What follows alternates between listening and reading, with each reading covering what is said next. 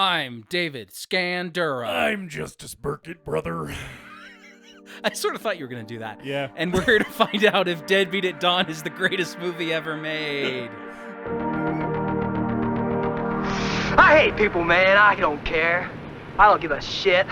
I don't give a shit about nothing.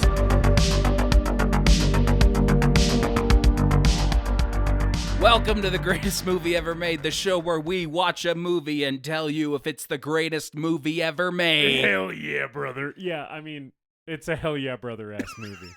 A movie that is so thoroughly entertaining and compelling that while you're watching it, it's the only thing that matters in the world. I don't think anyone says hell yeah, brother in this movie, but it is still a It very... is the vibe exuded by the film. Correct, yes. It is the central mission statement of the movie. It's the oeuvre.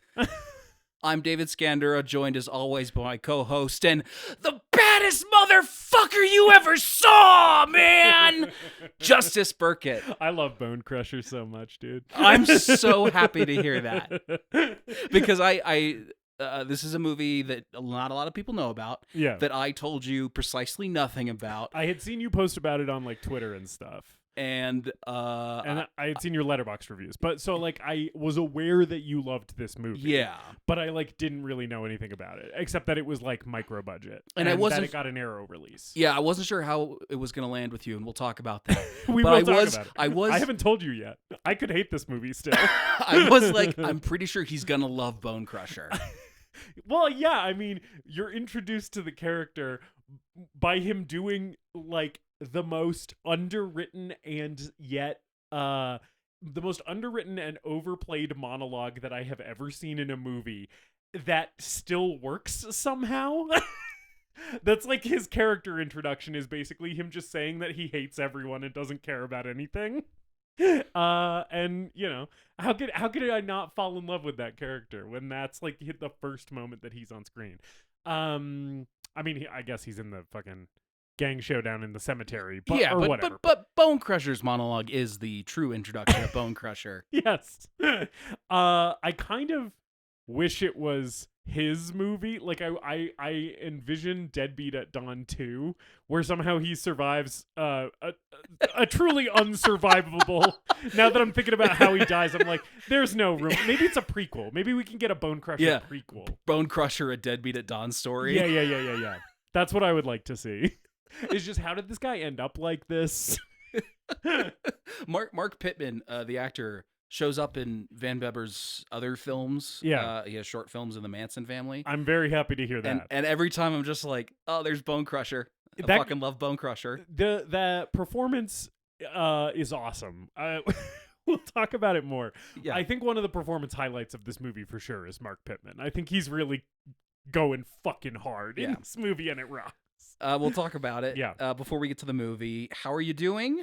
I'm doing good. I'm having like a really good day. Yeah. I would say like the last like week or so hasn't necessarily been as good as today is, but today I'm fucking vibing. Yeah. I'm having a great day. Yeah. This we're recording in advance, so this is like the first time we really have the chance to address the fact that David Lynch died this week. Yeah. It hit both of us pretty hard. That's true. Yeah.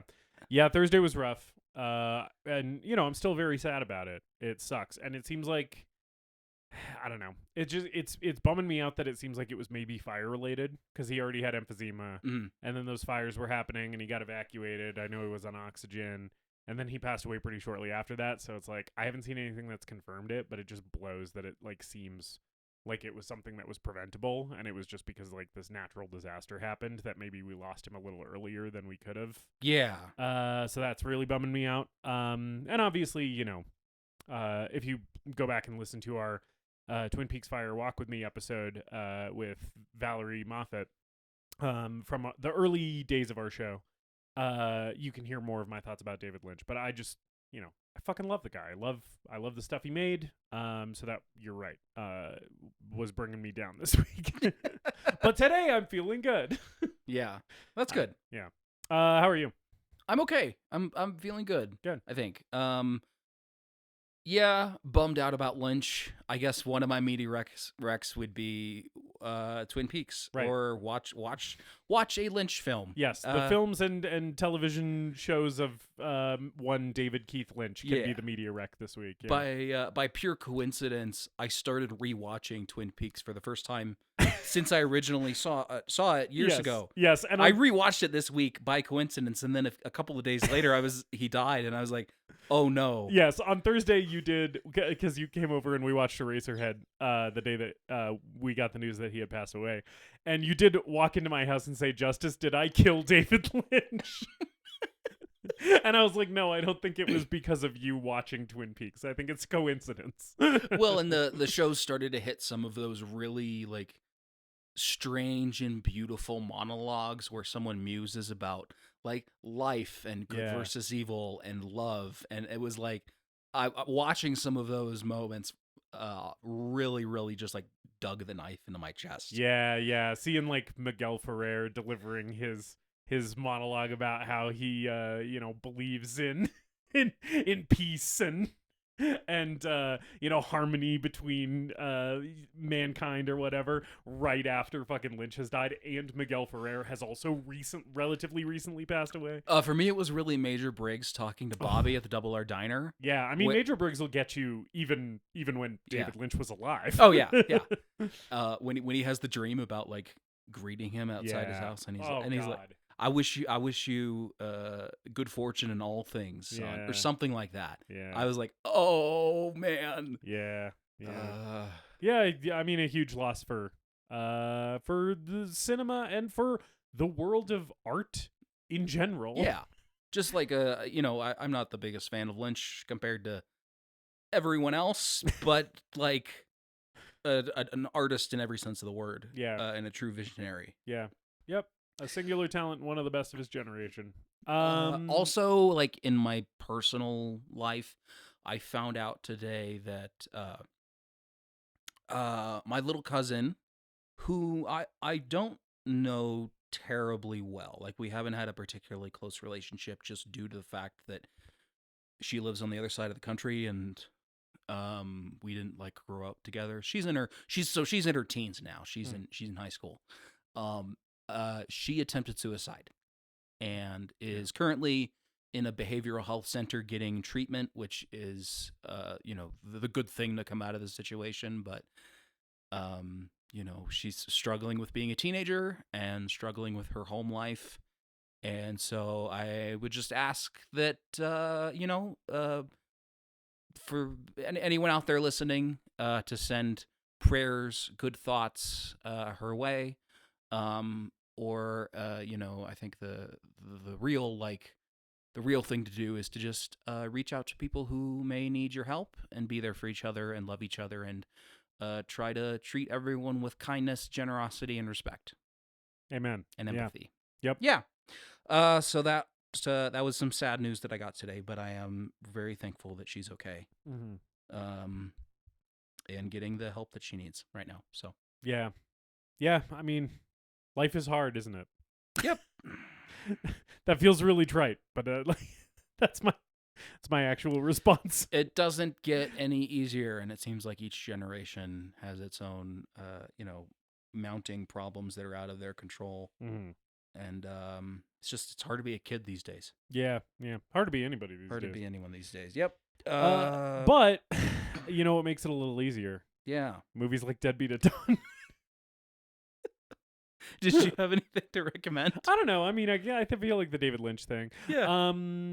I will say I also did want to shout out the melodic hardcore band Initiate or Initiate. They're spelled the same, so I don't know which one. Oh yeah. Is the band's title. So no, I know sometimes I give media recommendations that I feel like nobody's gonna take, because it's like, oh, listen to this entire Funeral Doom album or this like whole Noise project or whatever, and I'm like, nobody has ever actually done that after I've said it on this podcast. I want to give you a very actionable media recommendation, our listeners, right? Which is one song. The hardcore band Initiate has a new single out called Too Much, and it's really fucking good. Like I said, they're a melodic hardcore band, but this song kind of like it illustrates that black gaze is very close to melodic hardcore Oh, that's cool. sonically.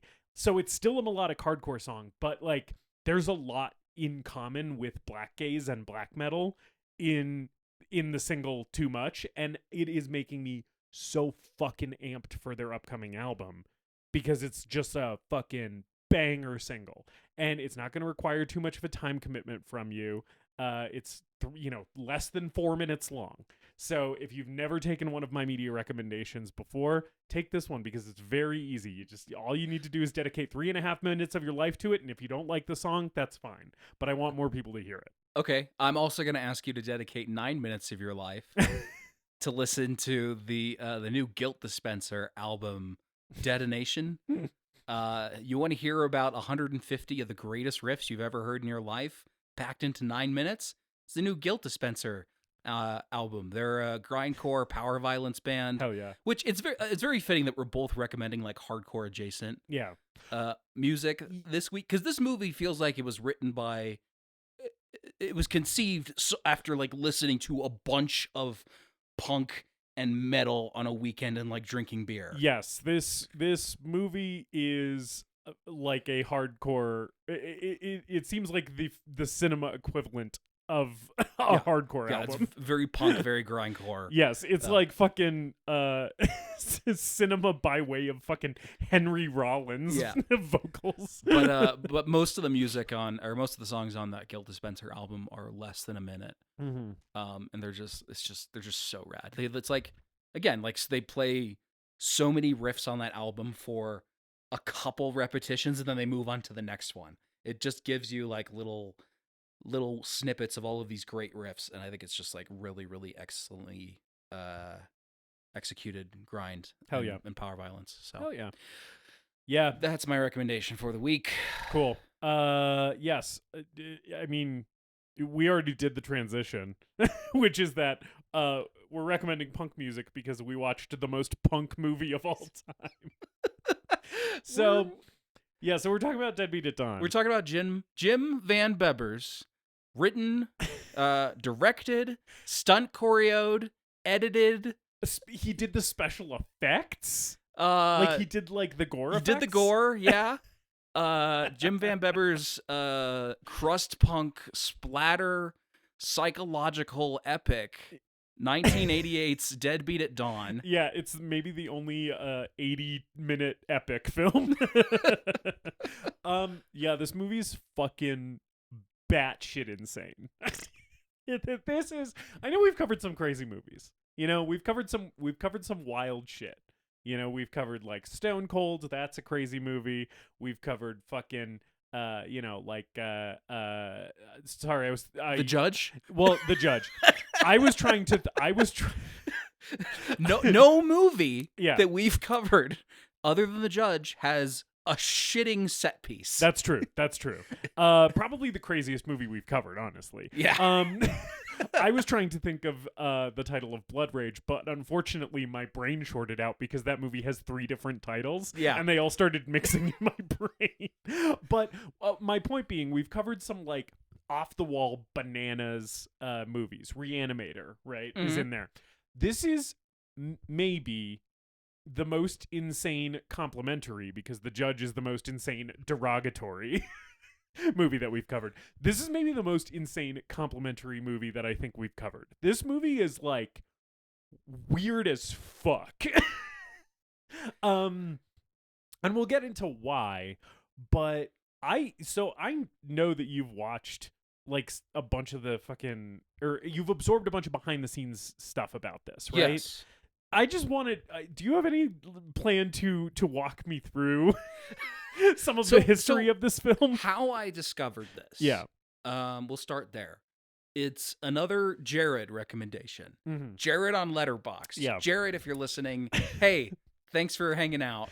Thanks for listening to this stupid podcast I do. But more importantly, thanks for having Deadbeat at Dawn in your top 4 Letterboxd.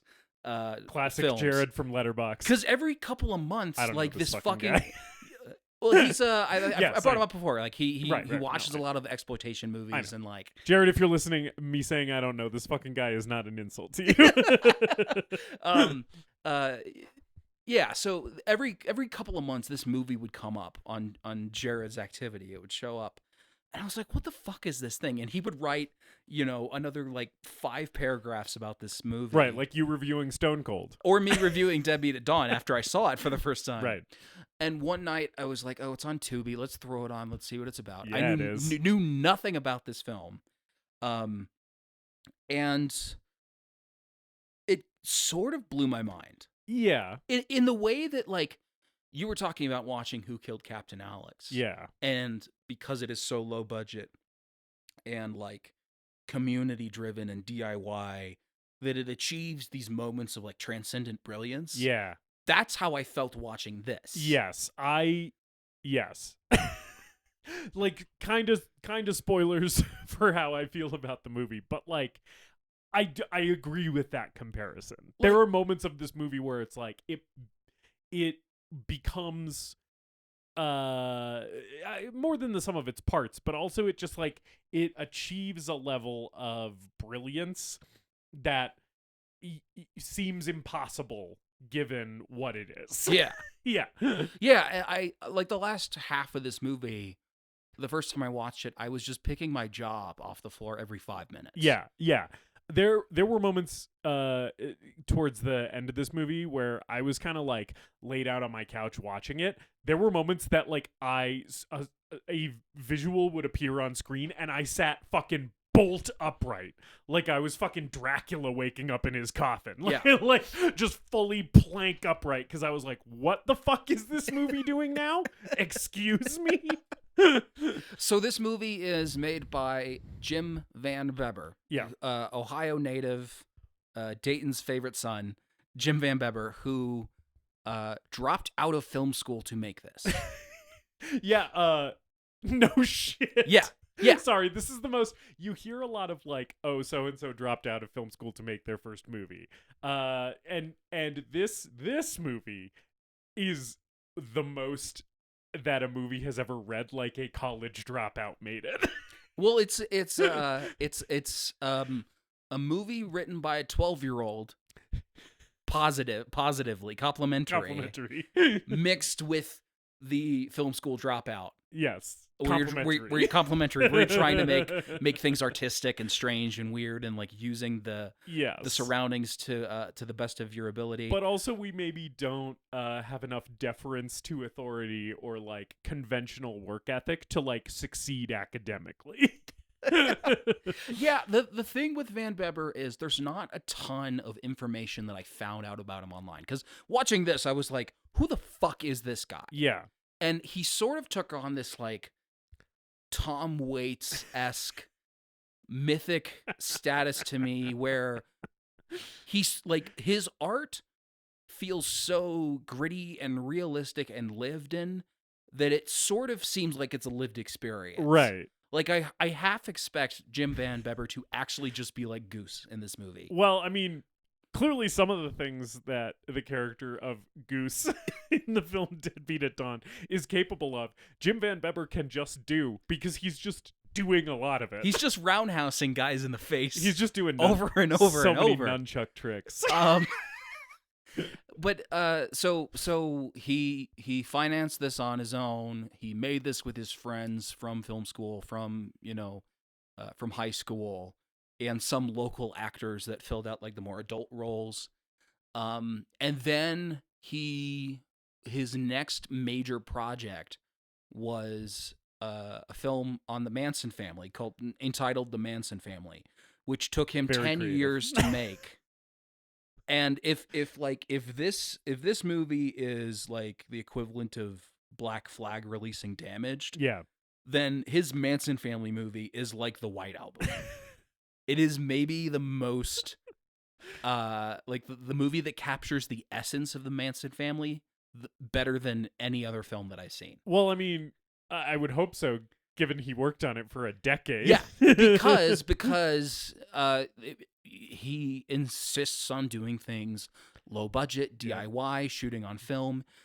He has other like short films that he's made over the years, and a lot of those were he says were like designed to get investors on board and get them interested, so he could secure funding for a longer work. So like partway through filming the Manson family over those 10 years. Oh, and by the way, like these are all like working guys. Yeah. So they're shooting on weekends, so it takes a really long time to get these things made. Right. Jim Van Bebber is not, living large off of the success of Deadbeat at Dawn. Right. A movie that was almost impossible to, find until Arrow released it. Yeah, a movie that I only heard about because someone else I know has heard about it. It's not like they're doing Rocky Horror Picture Show screenings of this thing. Right. These are blue-collar dudes. This is extremely underground. Yeah. But he stops midway through the Manson family to shoot another short film specifically to try to get more money to make the Manson family. Yeah. But what happens with a lot of these projects is they either don't get off the ground. Mm-hmm. He was trying to do like Indiegogo campaigns to fund a sequel to this. Yeah. Because he's in his 50s and his 60s at this point. And he's like, I only have a few more years where my body can physically do this stuff. Yeah. So if I'm going to do a Deadbeat sequel, it has to be now. Mm-hmm. But other stuff like he has a movie called a short film called Roadkill that's basically like an Ed Gein Texas Chainsaw sort of riff that is fucking repulsive. Hell yeah. And he showed it to be like, hey, like this is how I've progressed as a filmmaker. Can you give me money to make my Manson family movie? And everyone was like, did you actually kill people? It looks like you just killed Bone Crusher on screen. And everybody was like, Bone Crusher's in that, and he gets it worse than he does in this. He Hell gets yeah. it so bad in that short film. I'm intrigued and I want to watch Yeah. it. But yeah, you're telling me that borderline snuff short films didn't secure a bunch of money for this guy? Yeah. Weird that people weren't throwing money at him after that. Yeah, and like I think a true like outlaw filmmaker in every sense of the word. Yeah. And also sort of going along with that, like he's sort of this mythic figure thing. I do feel like the more that I find out about him, the more I'm conflicted by him, because he sort of seems like, he has a tendency to run his mouth and like stick his own foot in his mouth and get himself in trouble with some of these film companies and distributors. Like Deadbeat at Dawn was available on I think Dark Sky Films and Severin Films at some point, and there's like phone conversations of him. They haven't been released, but it's like phone conversations of him verbally assaulting the guys who worked there because they fucked up the release of his movie. I've also heard some people say that like he was posting like Trump rants on Facebook. All right. A lot of the stuff I haven't found because he is pretty inactive. Yeah. Like he put out on the Arrow DVD. There's a promo at the end of the documentary that's like his little promo for Day of the Deadbeat, and he's like, "This is the next thing that I want to make." Well, the Arrow DVD came out or the Arrow Blu-ray came out in like 2018. And it's 7 years later, and there's really no sign of like what his next project is or what he's working on. Yeah. It seems like he's had a lot of things where it's like, okay, Gator Green's an example, where he wrote this whole script and was like, I'm going to take 15 minutes out of this and shoot it as a short film to try to get money to make the full feature. Well, that was, at this point, 12 years ago. Like, yeah. So, really, really underground. And part of it is he just insists on shooting on film. He insists on shooting it like guerrilla style, run and gun is what he likes to say. But I have a lot of respect and just sheer admiration for his artistry. Yeah. Because his art really walks that fine line between bravery and stupidity. Yeah. Yeah. And also between like what's the word I'm looking for? It's he walks a tightrope between garbage and art in a way as well, right? Because it's like a lot of the stuff in this movie is trashy And I think some of it is trashy by necessity because it's very low, but it's a micro budget production. Yeah. Right. And some of it feels trashy by design, right? Where it's supposed to be off-putting and grimy and repulsive. And then, like, sometimes I'm like, is all of the trashiness intended, or is some of this just kind of a reflection of who this guy is, right?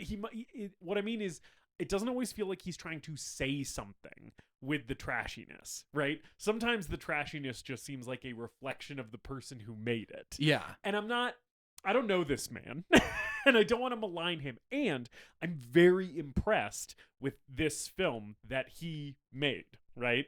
That being said, it does not surprise me to hear that a guy who writes and directs and stars in himself a movie like this might also be a little bit of an asshole. Yeah.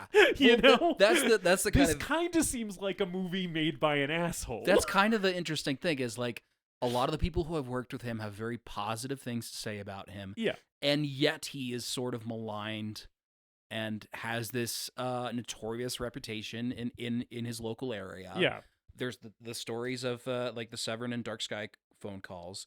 He's also like shot music videos for Skinny Puppy and Right. Pantera. Like he's just a very, very interesting figure. Yeah. And I definitely feel that trashiness, and not really sure where it is. Is it just going for shock value? Is it going for some sort of more profound meaning? I feel some of that with his short films. His Manson family movie is very, very good at treading that line. Yeah. Like his Manson family movie is kind of that sort of like transcendent, it has flashes of that same transcendent brilliance that Deadbeat at Dawn does. Yeah. But I think the interesting thing for me and what makes exploitation films so interesting is that sometimes with exploitation movies, not all of the time, but sometimes the fact that you are breaking the pre-established norm and rules, both in terms of the content of your film, the graphic violence of your film, the narrative structure and the editing, Right. And when you break conventions, you learn something. Yes. About yourself and about the world. Yes. And I think his films, his two feature-length films, Deadbeat at Dawn and The Manson Family, achieve that for me. Yeah, I would agree with that, right? You unburden yourself of any kind of pretense of what you're supposed to be making. Yeah. And that kind of liberates you to just make what you want to make and say what you want to say. It's why people fucking watch John Waters movies. Yeah. You know? Not to compare Jim Van Bebber to John Waters, but I also don't think that's a wrong comparison. You know, I'm not familiar enough with John Waters' filmography, shamefully, to like make that comparison, but I understand, I sort of understand what you mean. Yeah. It's like the scene, a scene where Goose sells crack to a businessman is like sort of silly, and then it also comes back around and becomes like a very poignant commentary on the darkness of Reagan's America. Yeah. To me. Yeah. This feels like a good transition into the movie itself. Yeah. Right? Okay. So like so like some of the kind of schlockfest exploitation movies that we've covered before, this does not have a lot of plot to it necessarily. No. Basically what happens in this movie is classic action movie setup. Guy's girlfriend gets killed and he has to get revenge for her death, right? On the people who killed her. Basically is the thing, right? So we don't need to spend too much time talking about like plot details of this movie. But there is so much to talk about here. Because the way it is done is really everything. Execution is everything in this movie. Oh yeah. One of the things that sticks out to me immediately in this movie, like, because the first scene is basically the graveyard, like the two gangs meeting in the graveyard. Yeah, that's our first set piece. Right. What is there anything? The beginning before is that? like the beginning is an introduction to Danny as a villain. I think the Yeah. first 5 minutes are kind of the weakest part of the movie. Yeah. Where Goose's girlfriend Christy is That's what it is. she's at a fortune teller. Okay. And then Danny assaults her outside, and then Danny's with a sex worker. Yeah.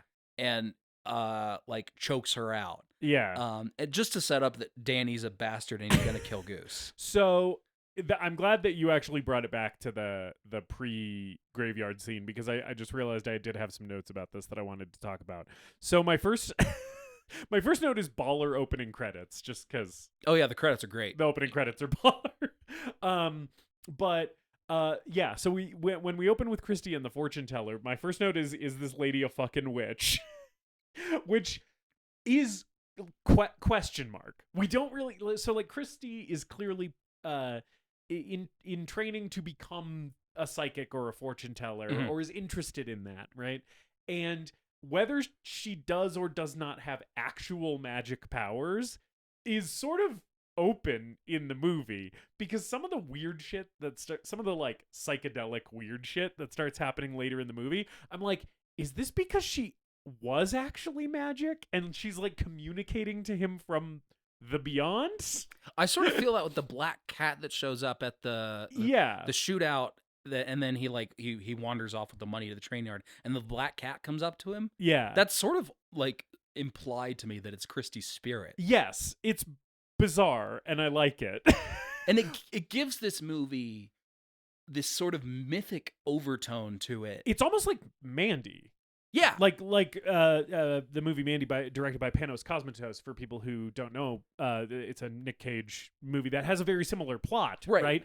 But there is sort of an occult edge to that movie that this movie also has. This movie is like, and Jim Van Bebber just seems like a guy who is very aware of like occult imagery and probably its use in heavy music. That's just me projecting that onto him, but I feel like that's probably true. Yeah. Right? And so it feels very metal in that way, right? Mm-hmm. In the same way Mandy does. Also, yeah, when that black cat comes up to him later, that moment also did strike me as weird, and I thought it was maybe a Christy thing, especially because that cat's meow is the weirdest meow I've ever heard. It almost sounds like a person saying meow. Yeah, it does. It sort of does sound like that. Like the cat walks up to him and is like, meow. The other thing that I wanted to mention is that the Podmaster had a had a truly hilarious observation when Danny, the villain of this movie, was getting physical with this woman in the car that you mentioned. Her exact words were, "Oh no, he's gonna sexually rape her."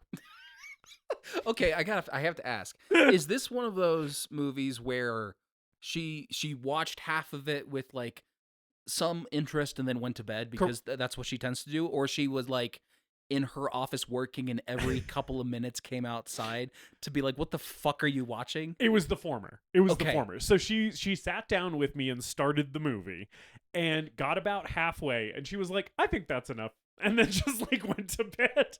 And she was enjoying it. It wasn't a disgusted, I think that's enough.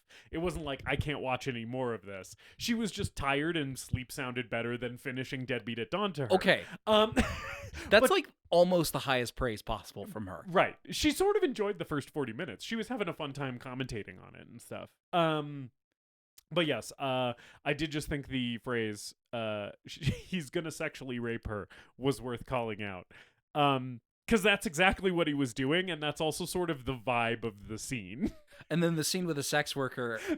Just to be clear, the vibe of the scene is like is an attempted sexual assault. But I think the exact phrasing, "he's gonna sexually rape her," is specifically correct. It does feel like this film. A line that could be in this script. Yes. Because this script also includes lines like the one that he says to this sex worker where he's like, I'm going to pull your eyeballs out of your head and eat them. If you do that again. Yeah. Yes. Oh, man. Okay. We can bounce around a little bit. Sure. So this woman also then in a later scene informs Danny that she is pregnant with his child. And his reaction is to uppercut her into unconsciousness. Also, they're in a stairwell when that happens. I was so sure he was gonna push her down the stairs, but instead it's like somehow worse than that because he just fucking fully like very hard, like fucking Mike Tyson punch out, like uppercuts the shit out of this woman. It is it's one of the many moments in this movie where the level of violence does not fit the scenario, the situation, right? It is like every act of violence in this movie is 600% more extreme than it needs to be. You know what I'm saying? And that's why it's a good movie. Correct, yes. So it's a good film. Yes, yes. To be clear, that is what makes this movie good. It also stands out as like kind of jarring and upsetting in moments where it's like a pregnant woman being punched. But I think it's like it is upsetting for a reason. It's supposed to be. Yeah. Me saying it's upsetting is not a knock against the movie. Yeah. The movie is sort of a horror movie. It is supposed to be uncomfortable to watch. It is supposed to be upsetting. And the end of the movie is quite bleak. Like, it's supposed to make you feel bad, you know? So, like, you're not supposed to be, like, watching this woman get punched and be like, haha, you know? It's like, no, like, it's supposed to kind of fill you with this, like, icky, you know, and it's the villain of the movie doing it, too. Yeah. But yeah, I think the extreme level of violence is both, like, fun, and you're like hooting and hollering on your couch a lot of the time when it's not a woman being punched, when it's just like a guy getting shot or whatever. But then the movie does a pretty good job of balancing the ultra violent extreme moments that are enjoyable and the ones that are clearly not supposed to be, right? Anyway, we should get to the graveyard fight. Yes. Because you had something to say about this. Yes. So I was just going to say this is a crazy way to open a movie. Like, and it's not technically the first scene, but it's kind of it's the scene where you meet Goose. Mm-hmm. So it's like, you know, his character introduction. He's the protagonist of the movie. It's sort of functionally like the beginning of the movie. First of all, I love that these two gangs are having a turf war in a graveyard. Like, no, you know, all the cemeteries on this side of Dayton are property of the Ravens. It's the Ravens and the Spiders. The Ravens and the Spiders. And I think it's Spider with a Y too. It is. It's like the two dumbest gang names of all time. Like you said, it's like the script is written by a 12-year-old because it's like that's what a 12-year-old would come up with for gang names. They'd be like, "Oh yeah, they're the Ravens and the Spiders." And the Ravens have all the cemeteries in Dayton. That's our turf. We named ourselves the Ravens after Edgar Allan Poe. So as you know, mausoleums, gravestones, that's our shit. If there's one thing I know about Jim Van Bebber, that man loves shooting in a cemetery. Yeah, because almost all of his movies have a cemetery scene at some point. This movie, and they all seem like it's the same cemetery. This movie has like 3 scenes in this cemetery. Like, we keep coming back to this cemetery. But yeah, so then like a gang rumble breaks out in this cemetery, and immediately it is so violent. Like, it's like like people are getting cut and you're seeing close-ups of like slashes with like blood shooting out. At one point a guy gets shot in the hand. Yeah, a guy draws a gun and Goose shoots him in the hand and blows his hand apart. His hand just fucking explodes like it's the guy's head from Scanners. Like, just enormous explosion, tons of blood, chunks are flying everywhere, and it's like, this really lets you know what this movie's kind of mission statement is. You know, I think the graveyard scene does a really good job of setting up, like, this is what movie you're watching, motherfucker. Like, it's gonna be like this the whole time. Yeah. Yeah. Also, Danny has an affinity for showing up to fights wearing masks. Yeah. The mask in this scene is it's like a molded face. Like, it's a molded face with these big eye holes. It's like a plastic MF Doom mask. And then but it has a Batman logo on there, and I don't know It's not a Batman mask. It is not. But it has a Batman logo. It might be a Batman mask that they just like put some other shit on and then spray painted gray or some shit. Like it is truly it's incomprehensible what this dude is wearing on his face. And then Goose shows up to the fight also in a mask. Yeah. He's wearing a fucking Zorro mask. He's wearing a Zorro mask. Which is fucking insane. Like, first of all, what? And second of all, why? Yeah, it's and this is one of those things that makes this movie so charming because it truly does just look like a group of kids who are all friends with each other just goofing around with a camcorder. Yeah. But then it's like actually shot quite well. And so there's almost a cognitive dissonance that you have watching this movie where you're like, the image I'm seeing on screen is an image of amateurs in a like a homemade film. And yet the camera placement and the camera movement, right? And the cuts and stuff and the performances are all telling me that this is actually a real movie. And it just goes to show that it's like cinema is not the price of your equipment. It's not how expensive the camera you're shooting on is. It's like the art form itself, right? And yeah, you know what I mean? Yeah, I know what you mean. Right. It's what you do with it. It's taking the resources that you have available to you and maximizing them to their fullest potential. Yes. And you almost never see it like this, right? Where you almost never see someone execute something where you're like, this is clearly a movie, right? Not a home movie, not a fucking YouTube goof. It's like a movie, right? With none of the artifice that you're used to seeing. Yeah, this is very similar. I feel like an easy point of comparison for us to make to this is like Who Killed Captain Alex? Yeah, right, correct. Different set of circumstances, two different, completely different countries. Yeah, also very different tone of the movie itself. Sure, but yeah. But in terms of the construction and the artistic ethos behind making them, this has that same that same low budget, passion behind it. But I think it does have a little bit more genuine skill and artistry behind the camera compared to Who Killed Captain Alex. Behind the camera, yes. Because in the case of Who Killed Captain Alex, Isaac was teaching himself how to edit and learning along the way, whereas Van Bebber has some experience. He had gone to film school and then dropped out. Yeah. But I will say, I think, yes, you're right about the behind the camera skill in this movie. I think Who Killed Captain Alex, both of them had self-taught stunt men and stunt choreographers. Sure.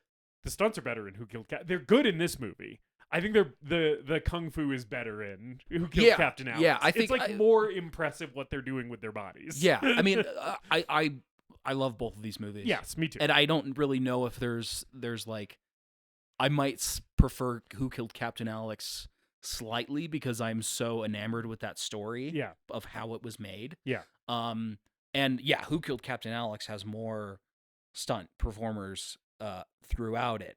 It also doesn't have Jim Van Bebber rappelling down a parking garage. That moment was one of the moments that made me sit up straight on my couch and be like, what the fuck am I seeing right now?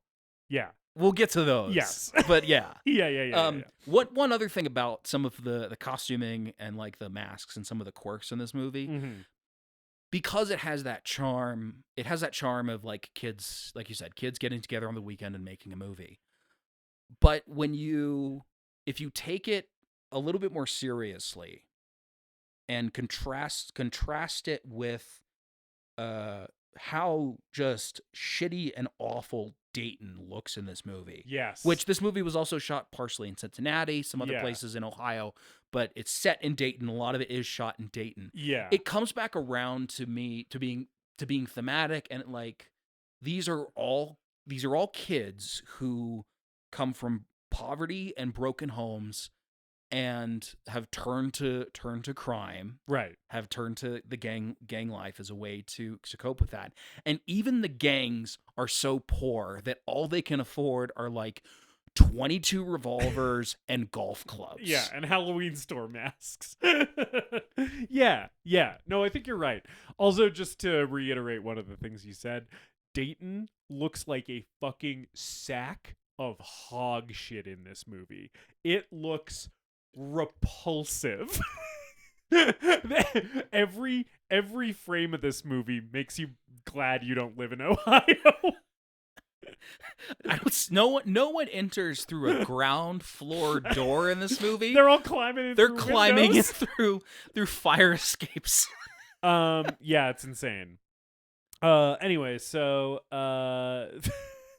the fucking rumble at the graveyard ends. The cops break it up, and Goose has been wounded, so he goes home, and his girlfriend Christy patches him up. She like gives him stitches and shit, and he like sleeps it off. He also rinses out his wounds with a bottle of whiskey. Yes, he like pours whiskey on his hand, then in his eye. Yes, and then takes a swig of whiskey. Because he's got a big old cut across his eye. Which will slowly heal throughout the film, which I actually thought was kind of cool. That like when you see him like later and later in the movie, it's like the scar on his eye gets like fainter and fainter. Yeah. So and he grows a beard. Just nice attention to detail in this movie. But so he goes to sleep it off. She then is like reading from the Necronomicon. Which did have the Podmaster and I speculating on whether Deadites were going to show up in this movie.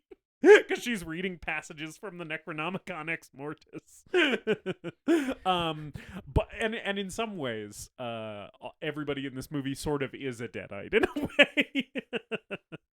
Not literally, but they sort of have Deadite energy. Bone Crusher has Deadite energy. That's the sequel, Deadite at Dawn, where Goose fights off the Deadites. Deadite at Dawn! How did I not think of that? I don't know. Yes. But he wakes up and immediately does a line of blow. I just love him waking up. Everyone is high on coke in this movie. And if they're not on coke, they're on acid or they're shooting heroin. Or they're drinking and everybody's smoking cigarettes too. Yeah. Like it's just nobody is not doing a substance in any scene. Yeah. But he's also naked here. Yeah. And I will say, mad props to Jim Van Bebber. I love a guy who wrote a script, directed the movie, and was like, I'm going to be in the starring role. And also, my ass and ballsack will be making an appearance. The Manson family has a few scenes of the family, like, running around in the fields all naked together. Yeah. And apparently, Van Bebber directed those scenes naked like he was Paul Verhoeven on the set of Starship Troopers. And I'm pretty sure you do see his ass and dick flop around in that movie too. Yeah. It's like kind of blink and you miss it, but you do see his ball sack. Yeah. While he's like going to put on his pants. Yeah. It's like, oh, that's the underside of the guy who directed this movie's nutsack. Hey, there's his whole taint. And he's putting on those pants without underwear. I just know those jeans are so musty and gross. Yeah, I bet Jim Van Bebber just actually goes commando like that in real life. He was like, underwear? What do you mean? It's a waste of money. I go through those too quick. He leaves for nunchuck practice. And his nunchucks are hanging on the wall like your keys on would a be. hook by the door. He's like, oh, better get my nunchucks. And his knife is stuck in the wall. And then he just starts doing nunchuck tricks. And this movie turns into like a minute and a half of just like showcasing the director's ability with nunchucks. A perfect a perfect summation of what this movie's essence and what it's trying to accomplish. Yeah. Is this minute and a half scene of Jim Van Bebber doing nunchuck tricks in a graveyard, and then it ends and there's an establishing wide shot of Dayton. And then he just yells, "You motherfuckers!" This is apropos of nothing. This is one of the moments, and to be clear, I think this is one of the things that makes this movie so charming. Because if the movie was only gross and bleak and exploitative and repulsive, I wouldn't like it as much. It also has this kind of youthful innocence, this like kind of like boyish charm, and that's what this scene does for me, because him doing these nunchuck tricks, the director of this film, going to a graveyard and doing nunchuck tricks and like presumably instructing someone how to film him while he's doing it, right? Has the energy of like an 8-year-old kid who like runs up to you and is like, hey, look what I can do. Watch this. Yeah. Right? Watch me go down the slide. Right? And I'm like, I kind of love that. It's like kind of sweet and charming. And, he's older than than an 8-year-old boy, but you get what I mean. Right. He's in his 20s at this point. Right. It's like a young guy who's excited, who has passions, and he's just like clearly excited to show them to you. Right. And it's like, with that as part of this movie, it like makes all of the bleak and dark stuff work better for me, because I'm like, oh, this is not coming from someone who only wants to disturb and abuse the viewer, right? It's coming from someone who like has a real like love and passion for this type of movie making, this type of like grindhouse, low budget action film, right? He clearly is like a fan of like Chuck Norris movies. Like this guy clearly likes like canon films, right? He's not just making something that's as fucked up and edgy as possible. And so like this scene, I feel like is like one of those moments in this movie that's really important to it working. I think some of his short films, and to a certain extent the Manson family film, do try a little bit harder to repulse you and disgust you.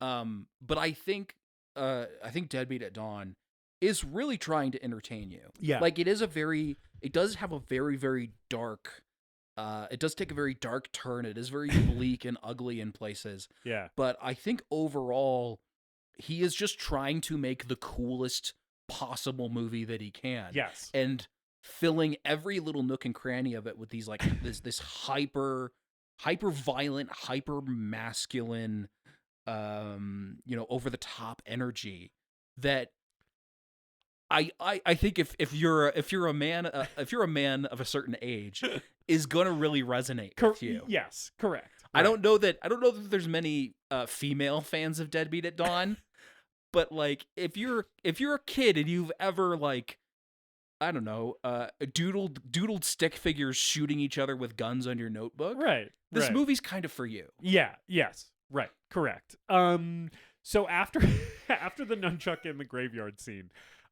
which ends with him screaming "You motherfuckers" at the city of Dayton itself, and then he steals a motorcycle from a guy with nunchucks. Okay, so this moment of him stealing the motorcycle, is one of my favorite moments of this movie, because like I rewound this 3 times because I could not believe how this transpired. He is like on a hill overlooking this like road and house, this like neighborhood, and he sees a guy roll up on his motorcycle to like go home. He like parks in his driveway or whatever, and Goose descends this hill and comes up on this guy with the nunchucks, and to get You good? Yeah. To get this guy's attention, he goes, "Hey, fuck!" and the guy responds in the funniest possible way, which is he goes, "Ah, Jesus."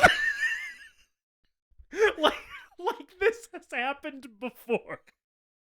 His reaction seems to imply that this happens to him like every day. He's like, "Oh, fuck, not again." Not the guy with the fucking nunchucks. And then Goose hits him on the head with the nunchucks, and there's so much blood. He like fucking bashes this guy's brains in. And he hops on the motorcycle and drives away. And it's all in one shot. You just hold on it while he goes up to this guy, and he's fucking like, "Hey, fuck!" Bam! This is, I think, the moment. This is the moment where I was like, oh, I know what this movie is, and I am locked in. Like, this is the moment that got me. Okay. Yeah. Yeah. Well, there's that, and then he comes home. He comes home to Christy and is immediately just an asshole to her. And I think that back-to-back scene of him stealing the motorcycle and beating the fuck out of this random stranger. This guy who just wanted to, like, go out on a nice motorcycle ride and go home. He's like, oh, it's a Sunday, you know, I'll take out the Harley for a little bit. Come home, have a beer. Yeah, take it around the lake or whatever. Put on Jeopardy and go to bed. And instead he's like, oh, Jesus. It's the guy with the nunchucks again. I'm gonna have to buy another Harley. I think the nunchuck attack and then him just being a gigantic piece of shit to Christy.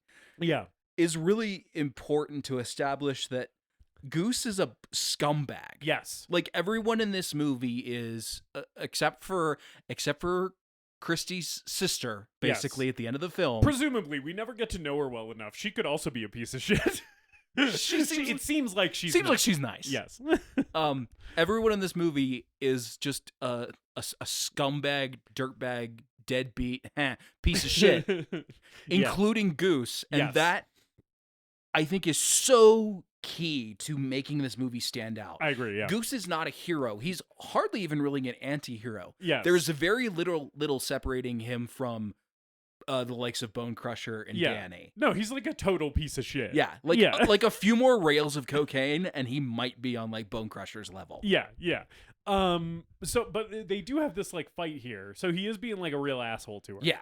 They have this fight, and like the fight ends with him promising to quit the gangs. He's like, okay, I'll stop doing it. Yeah, she wants him to quit the gangs. Right.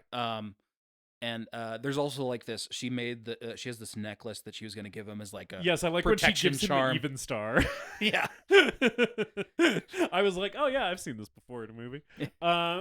Although it was after, I guess. Yeah. But it's also in the books. Anyway, it did just remind me of Aragorn. She gives him the shitty little necklace, and then he is like telling his like former second in command at the Ravens that he's like quitting the gang, right? He's like, I'm going on the straight and narrow, like I'm gonna go legit or whatever, and he's like, nah, you'll be back here fucking, you know, B&E-ing or whatever. You know, it's a drop of a hat. Like, you're not gonna stick with this, is basically the energy of it. Right. And Keith is like the second in command. He's taken over the Ravens now. Yeah. And he's talking about how they're gonna have an alliance with the Spiders. Yeah. And Goose is like, don't trust Danny. Danny's a fucking snake. He'll betray you. Yes. Which I think around here is when we see Danny punch his baby mama. Just to illustrate that Danny is in fact a snake. Because he's sending Bone Crusher and what's the other guy's name? Stubby? Yes. Bone Crusher and Stubby. Which I did. The Podmaster and I were joking that could also be the names of my dogs. Oh, okay. Bone Crusher and Stubby. That's just a joke for David because the listeners don't know my dogs. You did gesture to each dog in real life, and the listener will not be able to see that. That's fine. Just know that I have two dogs, and one of them very much has Bone Crusher energy, and the other one very much has Stubby energy.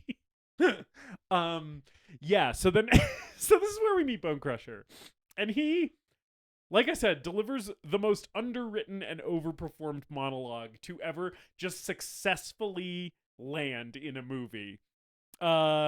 It's this sequence is one of those moments where I'm like, oh, this movie is like operating on a level that doesn't make sense for what it is. Yeah.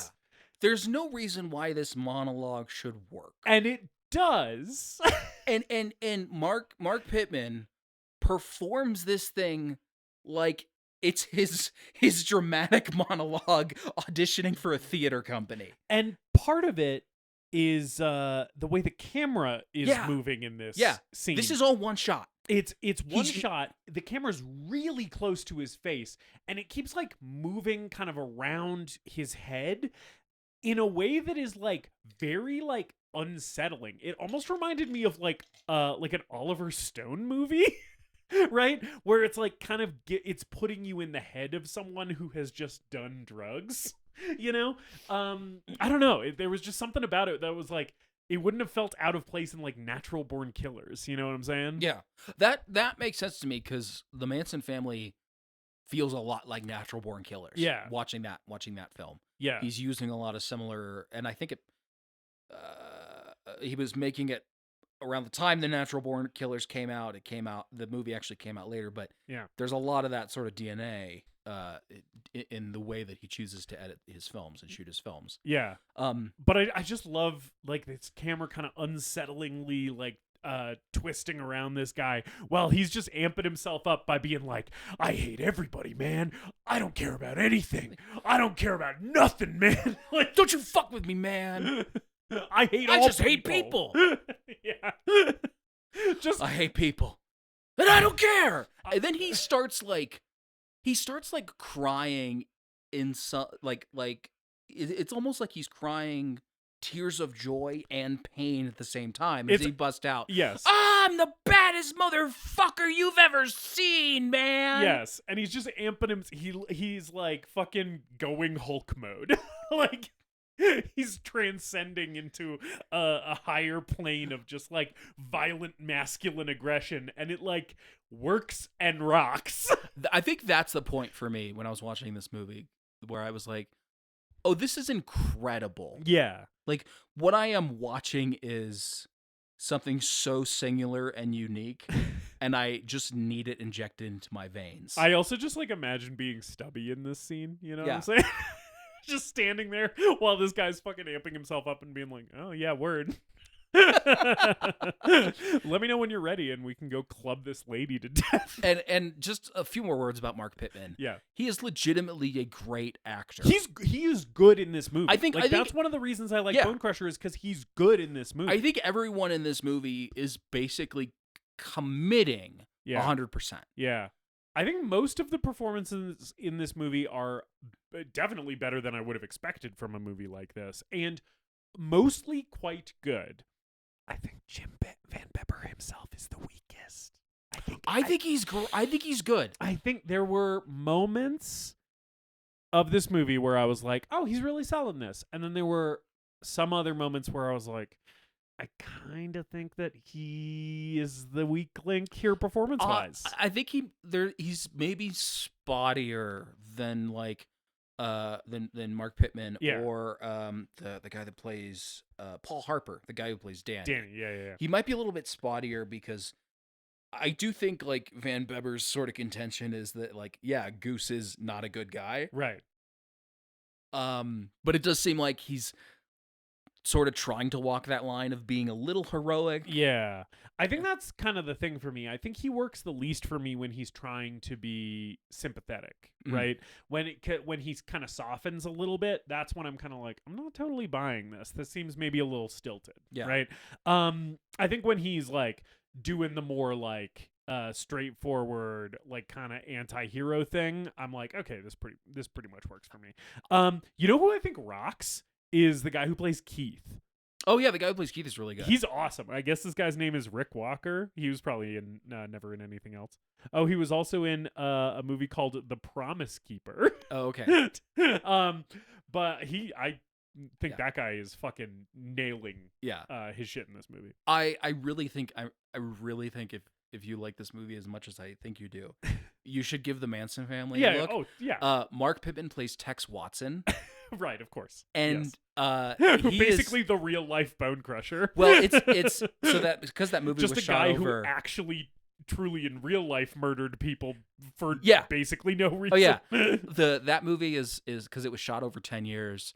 All the like the Manson family, Manson murders, Sharon Tate murder stuff is done when the actors were younger, and then when they're older, Van Bebber does these faux documentary style interviews. So Marc Pitman is visibly aged, and it's like chilling to watch him recount those events 10 years later in character as Tex Watson. Yeah. And then cut back to he's younger and he's like going crazy and doing the Bone Crusher thing, or I guess the Tex Watson thing, and like killing Sharon, like shooting up the Sharon Tate house and everything like that. Yeah.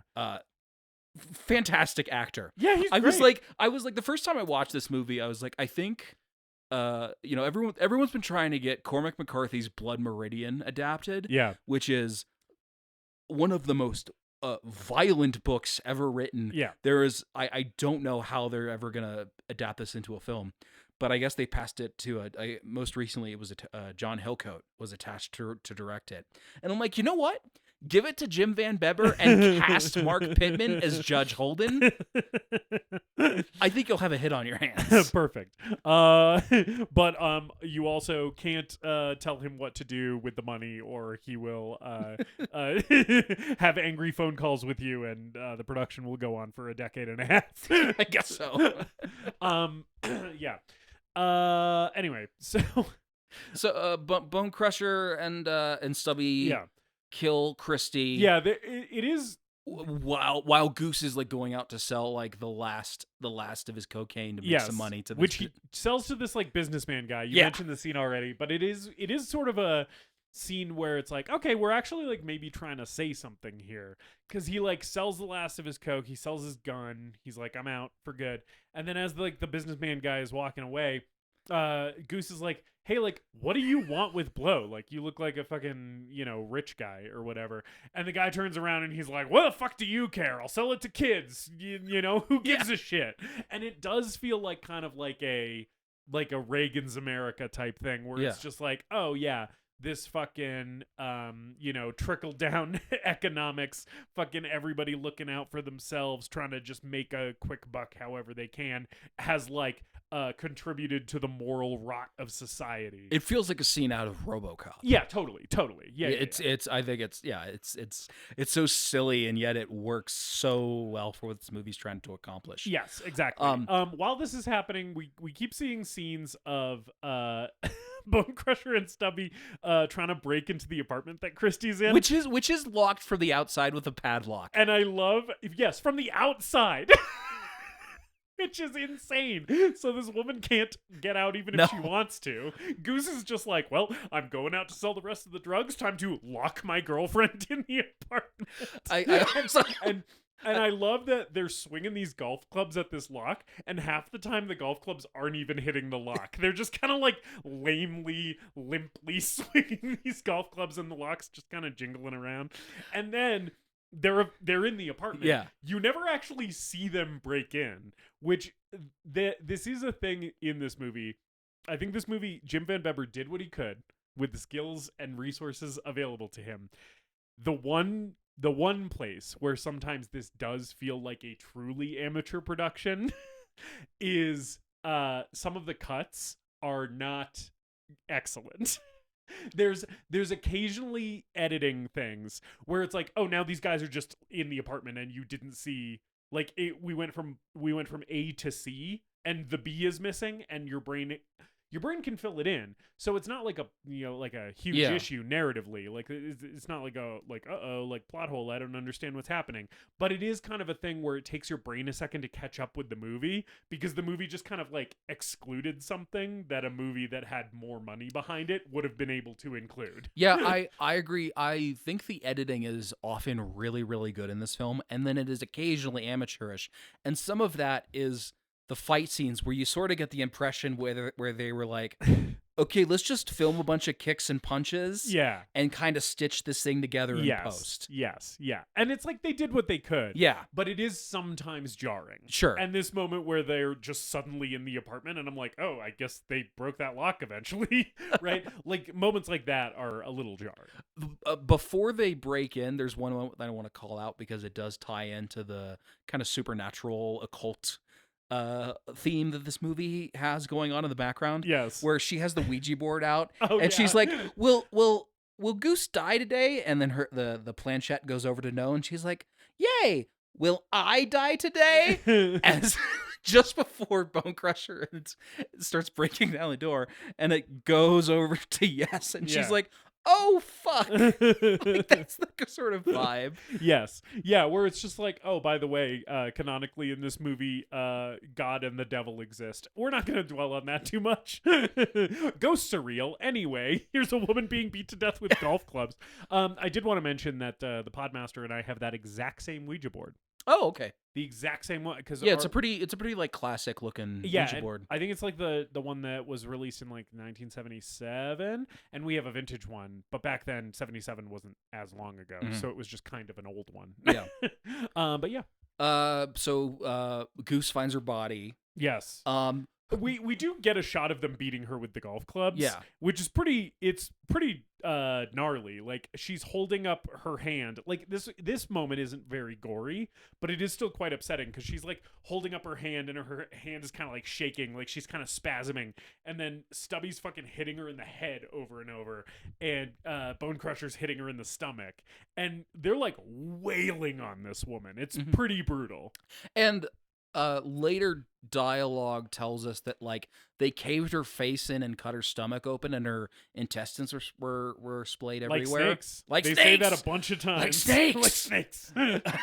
Her intestines were coming out of her skin like snakes. Yeah, and they beat her face so bad that he couldn't even recognize her. Yeah. Which, if you think we're not gonna see what that looked like, you'd be wrong.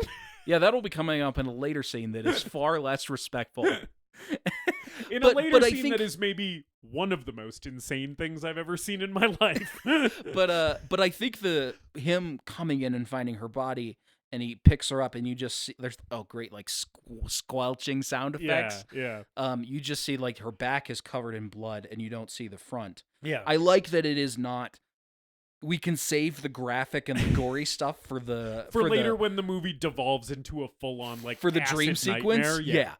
Where here, and I think Van Bebber's performance here is really good. Yes, this is one of the moments where I think he's all right. When he's holding her body and screaming. Yeah. It is a good scream. He lets out a real howl here. It's pretty good.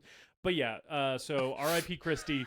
Then this movie, so if you've seen a movie like John Wick, yeah, right, you think you know what the next thing in this movie is going to be, which is him gearing up and going and fighting all these dudes who killed his girl. We're saving that for the third act. We have now entered the second act, suicidal depression spiral. This is one of the things that makes this movie so special. Yeah. Is that instead of it being like, I'm howling, holding my dead girlfriend in my arms, to like gearing up montage, right? Instead, it's like, no, this guy, like, first he goes and sees his dad, and that's insane, and we'll talk about it. And then he just like kind of wanders around suicidally for a little bit. And it's like, it feels more real and like grounded, and like it's coming from a place of like, it almost feels like it's coming more from people who have authentically experienced despair, right? Than like a Hollywood action movie where the guy's like, oh, I just lost my wife, now it's time for me to like fucking go get revenge. It's like, no, I just lost my wife, so I'm like fundamentally broken and don't want to live anymore, you know? And then eventually I'll get revenge. Yeah, well, it's I live in the shitty rundown projects of Dayton, Ohio. Yeah. I've just discovered my girlfriend murdered in my apartment, and I'm a gang member. How am I going to deal with this dead body? Right. Oh, okay, yeah. So yeah, before he goes and sees his dad, this is fucking crazy. Where he's carrying her body wrapped in a sheet. Her blood. This is when High Priestess Pod saw this scene that you're about to describe, and then that's when she got up and was like, "Yeah, I think that's enough for this evening." You know, fair. Yeah, she was like, I think I've seen as much of this as I need to, and going to bed sounds good. That's a respectable off ramp from this film. Yes. He carries her body to a trash compactor. It's so fucking insane. And is crying and throws her body in the trash compactor, and we see his bloody hand press the button in this great close up, and that's just how you get rid of your dead girlfriend. And then he wanders. We get a really long shot of her body being compacted. It's wrapped in a sheet, so you don't actually see the body. But it is crazy how long the camera just holds on the trash compactor, crushing this woman's corpse. It is fucking, it's no other movie I feel like has dwelled on the aftermath of like tragic violence this way, outside of like heavy dramas. Yeah. You know? It's like, it's weird for an action movie to do this. To be like, oh, now we're gonna like treat this guy trash compacting his girlfriend's body like it's a fucking like Viking funeral. It's insane. Anyway. Yeah, and then he wanders through the streets with his hands covered in blood. And we just get so many reactions of real people reacting to this guy walking through the streets. Walking through the streets with covered in blood. Oh man, there's so much in this movie that like hinges on the reactions of people, of random people, not realizing that they're being filmed and watching a guy walk down the street. Yeah. In various states of injury. So then, as you do in Dayton, Ohio, he enters a building through a second-story window. And he takes a beer out of a fridge in this apartment that it seems like he's just broken into, right? Mm-hmm. And as a viewer, you're like, oh, this is just a random apartment. He's just like on the run down. He's on the run, right? It looks like no one lives there. Yeah, it looks abandoned. And in the fridge are two bowls of what I assume is food. What used to be food, and slime. Now it is just 2 bowls of slime. it's just witch's brew, like moldy witch's brew, and one beer, Sing the last beer. Yes, and he just like sits down at a table in this decrepit, abandoned apartment and starts drinking this beer, and then a guy comes in and starts berating him. Oh shit, Justus! Yeah. I think something just slid across my desk. It's time for a disgusting shit people news bulletin.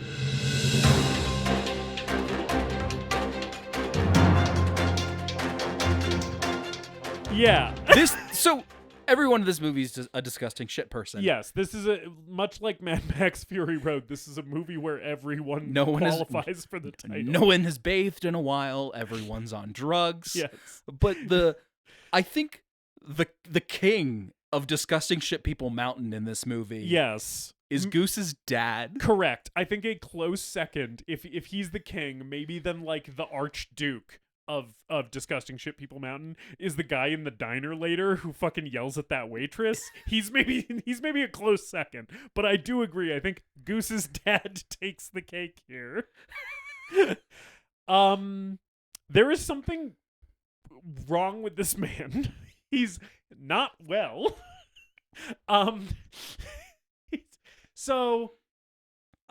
He's shirtless, and his body can be best described as my torso with the arms of an orangutan. He has very long and skinny arms, and then his torso just looks like mine. Yeah. And he's shirtless and wearing just pants. I think he's barefoot too, and he is sweaty and grimy. And he has been living in this like rat hole of an apartment, and he is having literal rat hole. There are rats in the apartment. Yes, and it seems like he is probably dealing with some mental health crisis exacerbated by heavy drug use. He's paranoid. He doesn't want to leave the house. He says that there's a war going on out there. They're gonna get me. They sent you here to kill me. And what proceeds to happen is like 10 minutes of various scenes of Goose just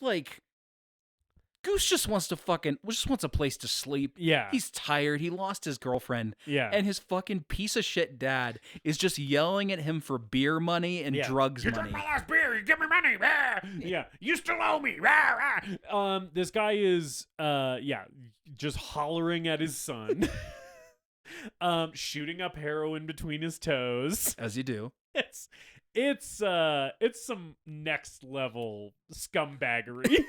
and then the scene ends with his dad having another like full well, he has like a psychotic break. Yeah, he has a psychotic break. There's like different points of this. It takes place over several days. At one point, Goose finally makes like a very heartfelt confession, like, "Hey, Christy died. I loved her more than anything in the world." Yeah. And then his dad is just for a second, it seems like his dad is maybe going to respond with some empathy here, because there's like a moment of quiet where you're like, oh, it's sinking in. His dad's going to get lucid. And then his dad's like, You need to give me all the money you have. Give me some fucking money, you piece of shit. Yeah. And there's like a cool like sound effect where like the speech starts running on top of each other, like so layers, it's just him yelling over and over. so it's just totally incomprehensible. Yeah. But then it ends. The sequence ends with him having a full psychotic break, and he tries to attack his son with a meat cleaver. Yes. And Goose beats up his own dad and like leaves him laid out on the floor. And then in one of the moments that shows you that Goose is like the least terrible of all of the terrible people in this movie, he just like throws some cash at his dad before he leaves, right? Because it's like, yeah, he's a huge piece of shit, but he's like slightly less of a piece of shit. But he still like he still throws the money at him, and he's like, "Fucking kill yourself." Yeah, he's basically just like, yeah, you know, you want your drug money, right? Take it and fucking die. Yeah, overdose. I don't give a shit. Basically, is the energy of it. It's wild. and also like this whole movement with his dad, it's so unexpected. It's not where I thought this movie was going. Yeah. After Christy got killed, and it is sort of kind of like the guy, the businessman buying cocaine moment. It is kind of an effective moment where you're like, oh, like this is really helping set up the world that these characters live in, and it is like very bleak. Yeah. You know, yeah. It's This has been a disgusting shit people news bulletin.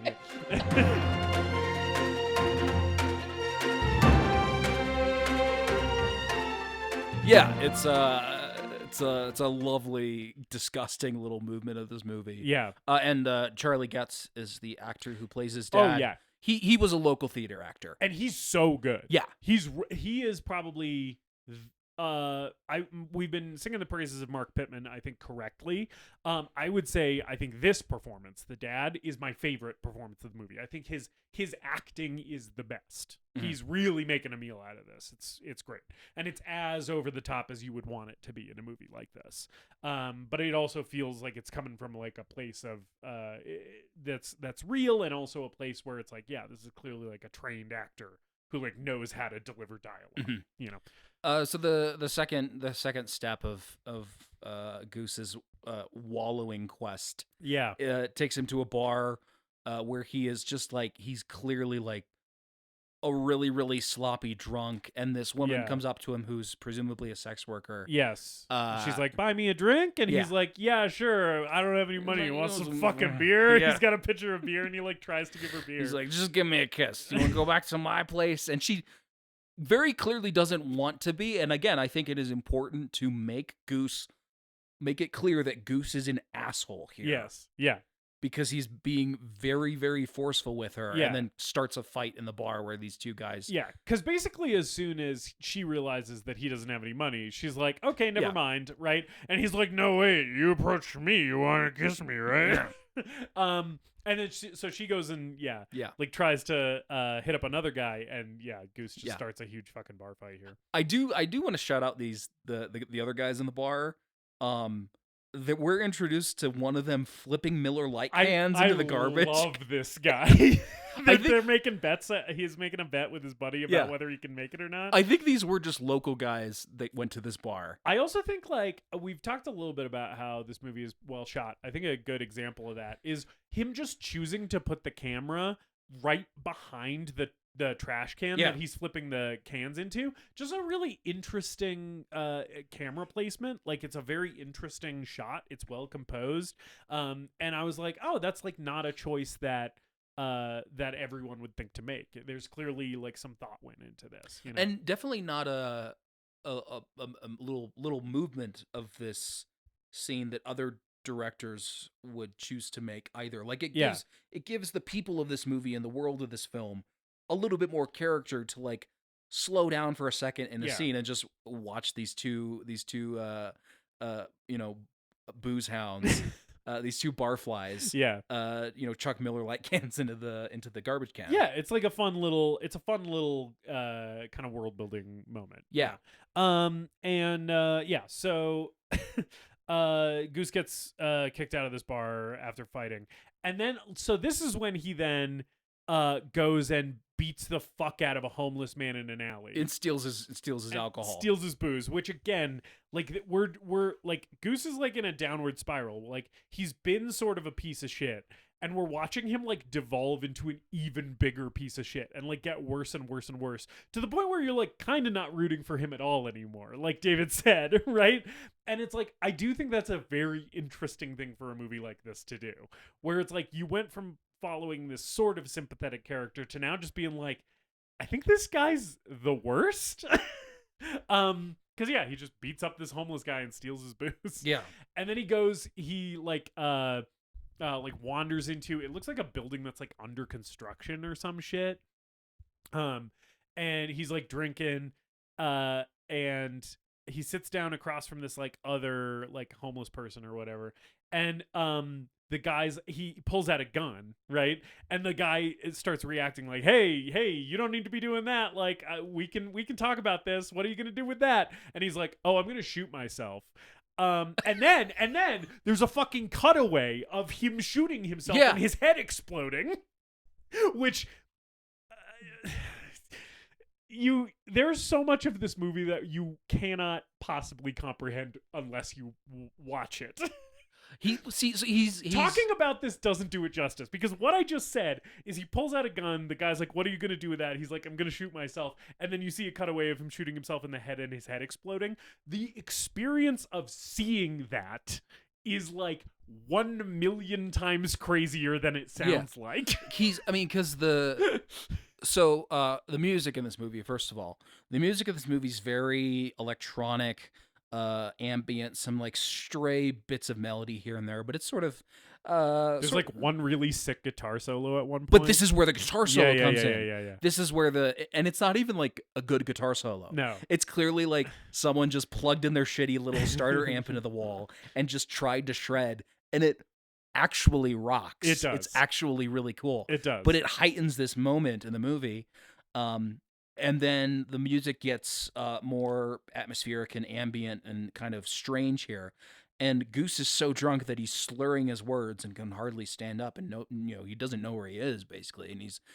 And that guy's like, don't shoot me, man. He's like, and Goose is like, I'm gonna kill myself. And then bam, a couple like it's on screen for like a frame or two. He sticks the gun in his mouth and you see his brains blow out against the wall behind him. Yeah. And it cuts back to him. And then the guy across from him is going, oh, yeah, okay. Yeah, yes. Yeah, cool, man. Yes. Okay, yeah, cool. Yeah. He's like, oh, okay, yeah, go ahead. And feel free, please. The emotional, don't let me stop you. The emotional roller coaster of those 5 minutes is just truly something you have to experience. Yeah. It's one of the craziest moments of the movie for sure. So then he's about to kill himself, and Keith shows up and is like, hey, fucking don't do that. And like, I think he beats him up here a little bit, right? Yeah. And then he like puts his head under a faucet, and like is dunking cold water on his head, just to get him lucid again or whatever. But then when Keith actually starts talking to him, because at this point in the movie, you're like, oh, it's his buddy Keith from earlier. His friend Keith saved his life. And Keith is basically like, pretty quickly, he's basically like, oh yeah, I don't give a shit if you kill yourself. You just need to do it after we rob this armored truck. Yeah, we need bodies for this armored truck. He's robbery. like, we need you to do crime. After that, if you want to kill yourself, feel free. And it's like, oh, so this was not a friendship at all. Yeah. Like, truly nobody in the world gives a shit about this. And guy. also, we've allied with the spiders. Yes, the spiders and the ravens have joined forces. And here's Danny, and then Goose immediately jumps up on, like pounces on Danny and starts beating the shit out of him. And goes, "I'm gonna rip your fucking throat out." And foreshadowing, listener. He means foreshadowing is a literary device. He means it. He's definitely going to do it. Yes. And I'm definitely going to clap when I see it. I also really like when, because Keith is like, wait, why are you fucking attacking Danny? As if they haven't been like leaders of rival gangs for years, right? And Goose is like, he killed Christy. I love Danny's reaction is like, I don't know what he's talking about. He's just like so deadpan. He's like, yeah, don't know anything about that. Yeah. And so Keith is very overly trusting of Danny. It is a bit of a character flaw. Yeah. How much he's just taking this guy's word for it that he's like on the level. Because it's like you look at this guy and it's like, oh yes, clearly this is a rat fuck who's gonna stab me as soon as look at me. Yeah. But Keith is like, nah, Danny, he's good people. I know we've been fighting and killing each other, the spiders and the ravens, for like however long, but like he said he really means it this time, so I think I can trust him. Yeah, he said we're gonna run the city and no one's gonna fuck with us. All very vague. Yeah. Vague terminology here. I'm not sure what that actually translates to. It's fine. I mean, it's vague gang action movie shit. Like, But who cares? But we're gonna start with robbing this armored car. Then we have a scene with Danny and Bone Crusher, where Danny's like, okay, after we do the armored car robbery, we're gonna kill Goose and we're gonna wipe out the Ravens. Yeah. And Bone Crusher is like tweaking in this scene. Yes. Marc Pitman in this scene, this is maybe my favorite performance from him, is this scene, because he just starts going off about like Christie's guts. Yeah, Yeah. because Danny gets up really close to him. He's like, tell me what it was like when you looked into her eyes. Yeah. And he's like, I wasn't looking in her eyes, but I was looking at her guts. Stubby had her head. I had her stomach. Yeah. Her testes came out and they looked like snakes. Yes, and it almost feels like in this scene he gets too intense for Danny, because Danny, like, you cut to reaction shots of Danny and it looks like he's kind of starting to get freaked out by Bone Crusher here, which I like a lot, where he's kind of like, oh shit, like this guy is like maybe not all there. Like, this guy is maybe insane. maybe I shouldn't trust a guy named Bone Crusher. Maybe I should think about that more. Also, the bisexual lighting in this scene very much reminded me of a scene in a pretty similar movie, Stone Cold. The scene between Lance Henriksen and his like heavy in that movie. Yeah. Very, very similar vibes. What if they kiss? Where it's I want them to kiss. It's a little homoerotic. We have bisexual lighting going on. It's like two sweaty, grungy dudes, just kind of very similar energy. The lighting in this movie's excellent. It's pretty good. Yeah. A lot of I agree. A lot of reds and blues and greens. Yeah. We also have the kaleidoscope effect as a transition, which we haven't talked about. That is clearly just a micro budget, like the cheapest possible way to do a cool psychedelic transition is like literally just film a kaleidoscope. And it works mostly, I think. Yeah. It's clearly an inexpensive solution. Like when you're watching it, you're like, they did that because they didn't have money to do something else. But it's still effective. I think it works. I think when I watched this movie for the first time, the first couple of times that they used that kaleidoscope transition, while I was still trying to figure out what sort of movie this was, I sort of saw it as like, it's kind of cheap and cheesy and shitty, and I don't know if I like it. And then by the end of the movie, I am very into it. Especially when they do it over the credits. Yeah. That the last usage of it where it transitions out of the movie and into the credits with that effect, I was like, okay, so like this now reads as a more holistic artistic choice for the movie. And when the film starts going in like the more psychological direction of the second act, I think it works a lot better there too. Yeah. Anyway, so is there much important before they rob the armored truck? There's a scene where all the gangs have gathered together. It's Bone Crusher and Goose have a standoff where Bone Crusher taunts him with a real, like, throws a snake at him. Yes. Just this python just randomly enters this movie. And I was like, as I was watching it, I was like, I bet Jim Van Bebber or one of these other guys is just a snake guy. And they just already had this snake. Yeah, it was someone's pet. Almost every single person who appears in this movie has snake Seems like a snake guy. Has snake guy energy. Well, Snake Guy is very, very close to Nunchucks and Throwing Stars guy. Oh yeah, which is why I was like, I bet this is Jim Van Bebber's snake. I bet he just is a reptile guy. He's a reptile enthusiast. I don't think it was his, but it was someone's. Okay, someone's pet. Yeah, and maybe he is a different reptile. He just seems like a reptile guy. He did say in the commentary track the scene or the shot where Bone Crusher throws the snake at him. He said, "We did have people off screen to catch the snake with like a sheet." Yeah. So he says, he's like, "No animals were harmed, just people." There is. That's funny. Funny guy. There is a moment after they throw the snake where I felt like you could sort of see Marc Pitman and Jim Van Bebber looking off camera at the snake to make sure it landed okay. Yeah. Like you sort of can clock them being like, okay, yeah, we can continue the scene. But yeah, so they're like, just everybody fucking hates Goose at this point. They're all kind of hazing him and being shitty to him. But they have the armored truck robbery. Yes. The build up to this, they cut through a parade. Oh yeah. And this is it's just an a actual parade. It's just an actual parade. Right. Yeah. These people do not know they're in a movie. Yeah. There's a phrase that Red Letter Media likes to use that they've coined called "shoot the rodeo." Yeah. Where it's a thing where low budget movies film an event that's already going on to give their movie some semblance of production value. Right. It's like, look, this is a real world where real things are happening. Yeah. Look at this rodeo. Look at this parade. Yeah, and I think they coined it from a movie where they were shooting a rodeo. Yeah. And it's clear in this film, opposed to the other ones, where it's like, no, I think having the actors run through the parade and fuck with the parade goers a little bit makes this work better than just like establishing shots of event. We are now going to cut to our characters in a location that we're gonna pretend isn't totally different than where we just were. Yeah. It's a great little guerrilla filmmaking, run and gun filmmaking moment.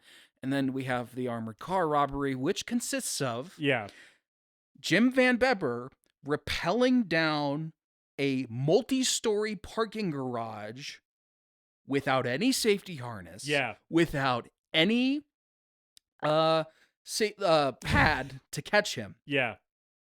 And it is the coolest thing I have ever seen in my fucking life. Yeah, it is crazy. It's fucking crazy. Like while you're watching this, you're just like, okay, so if this hadn't gone right, this guy would be dead and this movie wouldn't exist. Yeah. But he does it. He fucking does it. He's like a dork who plays with his nunchucks and throws his ninja stars and also is like actually really good at stunts. You know? It's awesome. It's amazing to witness. I guess the story with this is they rehearsed it twice to make sure the rope worked and he could do it. Then the owner of the parking garage showed up and was like, "You fucking kids, I'm gonna call the police or whatever." And they start pretending to pack their stuff up. Oh yeah. And he leaves. And then as the guy's leaving and leaving the parking garage, Van Bebber's like, "All right, fucking roll camera. We're doing this now." Just set everything back up. Yeah. That's awesome. That rocks. I also love that he rappels down this is the opening. This is how they start the robbery. Yeah. Is he's going to rappel down the side of this parking garage and then throw a ninja star at a guard. It catches him in the neck. Yeah. Yeah, there's lots of ninja stars going into necks, into heads in this movie. It's and like basically every time that you do the very easy camera trick of showing him wind up the ninja star and throw it, whoosh, sound effect, and then just cutting to a guy with it already in his head with blood coming out, I was like, 10 out of 10. Perfect execution. Yeah. All the gang starts swarming in from they start pouring in. And Bone Crusher snaps a guy's neck. And again, like all the violence in this movie, it is like 600% more violent than it needs to be. Like these armored car attendants, right? Like the guys working on the armored car get fucking obliterated. One of the gang members gets shot in the neck and like blood sprays everywhere. It looks like it's like 6 gallons of blood comes like out of his neck all at once. It's like a Verhoeven squib. Yes, yeah. It's like, this is like Fede Alvarez's Evil Dead 2013 gore. Except really bright red blood instead of like the dark viscous shit that they have in that movie. But yeah. Also the blood in this movie looks really good. Yeah, it looks really good. It's quite impressive. With the lack of budget on this movie, how good the blood and gore effects look. Except for that one time when that guy gets shot in the forehead. Well, they do the coin trick. Yeah. Where you tie the string around the coin. And that one doesn't look great. That doesn't look great. Yeah. But no, the blood looks good. He said he used maple syrup and red food coloring because the maple syrup gave it that darker color. Yeah, yeah. And I was yeah. like, very, very good choice. Yeah. It looks really good. I also love all these guys piling. Like 20 guys pile onto this one car. Yes. As they take off after robbing. Yeah, they're gonna die historic on the Fury Road. People hanging out of cars. A repeating motif in this film. Yes. Yeah. So they make it. They get out with the money, right? Mhm. The job is successful, and everybody's fucking partying back at Raven HQ, right? The gangs have gone their separate ways, and they're both just like having a good time. And Goose is kind of like moping at this party because Christie's still dead and shit. He doesn't want to be alive. He was actively trying to commit suicide when he got looped into this robbery. And there's a woman at this Ravens party who is just only in underwear bottoms, and she's totally topless, just shaking her boobs at the room, which is like she's not dancing. She's just standing there shaking her tits at the whole, just rotating slightly so the whole room gets a full frontal view of her shaking her tits. I also like there's these two other guys who are clearly so like stoned out of their fucking minds, trying to start a conversation. I don't even remember what it's about, but it's almost like, the thing about the thing is okay. So what it is what if you were invisible? Yeah. And then you dropped acid, right? And the guy just keeps saying it over and over. He says it like 8 times. Yeah, I think it's dropped acid. Yeah. Oh yeah, you're right. Yeah. You're right. He's like, what if you were invisible and then you did LSD? What if you were invisible and then you did LSD? And they're just like so fucked up that they're just like in a repeat, like the record needle is stuck on on this one question. Yeah. Just horrendous vibes, rancid vibes. And Goose is like, this is the meth house that Walt rescues Jesse from. Basically, yeah. ATMs are gonna get dropped on heads any second here. Yeah. So Goose is like, this is fucking horrendous. Like, I gotta get the fuck out of here. And is this when he kills everybody? I think okay. this is the meeting on the spider's turf. Yeah. Okay. To like divvy up the money. Right. And Goose is still like, they're totally gonna fucking betray us. Right. Yeah. And Keith is like, nah, it's fine. No, he promised me that we're cool now. You think Danny would lie? Danny from the Spiders? Absolutely not. That guy is fucking on the level. Danny shows up. They're in like a warehouse. Like this is pipes and chain city. Yeah. Yes. Yes. Danny shows up with this fucking this weird plastic Phantom of the Opera sort of mask on. I don't know. It's kind of like a luchador mask, but what it's is like with the masks in this movie, and it's taped to his face. It's impossible to comprehend this choice. I love it, to be clear. Yeah, but what the fuck? Why? It's like you could see like big red tape on either side of his face holding this mask on, and then he just takes it off. So they do this deal, and Danny immediately betrays them. He's like, oh yeah, one more thing. Fuck you, you fucking motherfucker. And then this guy opens up on them with a machine gun. And we just see these guys all get killed. We got a few squibs going on here. It's really rad. It's taking place on like a staircase with a little second level ledge in this warehouse. And I think Goose is up on the ledge. So all of the Ravens get gunned down, and then Goose is by himself and he starts shooting. And he throws a knife at the guy with the machine gun and kills him. Yeah. And then he jumps on this chain to swing over the guy's heads and snatch up the money and run away. Yes, yeah.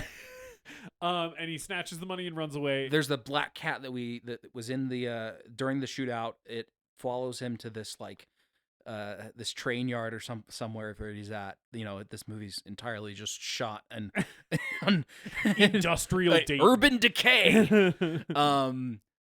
But then they find him. They chase him with this car. They try to run him down. You see Jim Van Bebber running ahead of this car. Yes. Like and it gets really fucking close to him. Yeah. And then he jumps off of a bridge into a lake. Yes. And they just crashed this car. They just crashed, and then which is awesome. They crashed the car into the lake. What they wanted to have happen was they were going to sink the car. Yeah. And then they just kind of realized it wasn't going to sink. Yeah. They left it there, and then later the cops investigated and tracked them down using the VIN number. And they were they like, had hey, to, you crashed and left this car there. They had to pay a fine to get the car pulled out of the lake. That's hilarious. Yeah. Yeah. But it is kind of a cool sequence. Yeah. Because it is like just an actual like car stunt that they did, and it's pretty rad. Yeah, and then he robbed. Then we have the gas station robbery. Yeah. That's what's okay. Yes. So so Goose shows up at this gas station and takes a Sprite out of the cooler and just starts chugging it. And the guy's like, "Hey, you have to pay for that." And Goose is like, "Wait, I'm a criminal. I need to rob this gas station. I have a sack full of money, but I need more money." So he like just starts robbing this gas station, and there's like an old lady and her adult son who are at this gas station, and the old lady like sticks her head out of the window. Grandson. Or grandson. Sorry. Give me your gun, Grandma. Yes, yeah. So she starts yelling out the window like while this robbery. She's like, "Get out! Get away from him, you motherfucker!" Like she like starts involving herself, and then the grandson's like, "Give me your gun, Grandma!" And he shoots at Goose, accosting this gas station attendant, misses, and fucking just kills this guy. He kills the gas station attendant. And it's just like, it's one of those moments in this movie where I'm like, I feel like that is intentional satire. Yeah, right? It's intentionally where funny. it's like, where he's like, I'm going to be the good guy with a gun and save this poor gas station clerk. But then it's like, instead he just fucking murders the guy he's trying to save and like does nothing to help. And this whole time Granny's screaming in the other seat, and she's like, "Fucking shoot him in the head!" Yeah, it's wild. Yeah. The final act of this film is, it gets increasingly more insane. Yeah. Like it just like ratchets up and up and up. It really has to be seen to be believed. Yeah. There is a short scene where like Danny and this other lower level gang member of the Spiders are talking, and the guy's like, "We lost him," and Danny spits in this guy's face. Yes. Yeah, this like is hawks up a loogie and spits in this dude's face point blank. Yes, there's like a 15-second cutaway where they just exchange like 3 lines of dialogue each, and it just ends with him going into this guy's fucking like right below his eye, and the camera's so close to it. In the commentary track, Bebber was like, "Yeah, that guy was a bit of a cunt, so we did it like 5 or 6 times." and now's the graveyard scene. Okay, yeah. So, yeah. This is Goose is sitting in the graveyard, and he's just back to being suicidal. Basically, he's just like fully just in like his dark brooding mode, right? And he's sitting in the graveyard, and like it's fucking Nightmare on Elm Street. The figure of Christie's body in the sheet that she was in when she went into the trash sheet. compactor starts walking through the graveyard, and it is so eerie. It is such a good visual. It is legitimately very frightening when this happens in the movie, because you're like, wait, what? Like it's clear that he's hallucinating, but it's like it just takes a very weird turn into like kind of bizarre territory here. And then so like the body like I think jumps into a grave or something, and then he sees the body under the sheet laying on the ground, and Danny is there, but it's like a hallucination of Danny. Pulls the sheet off the body.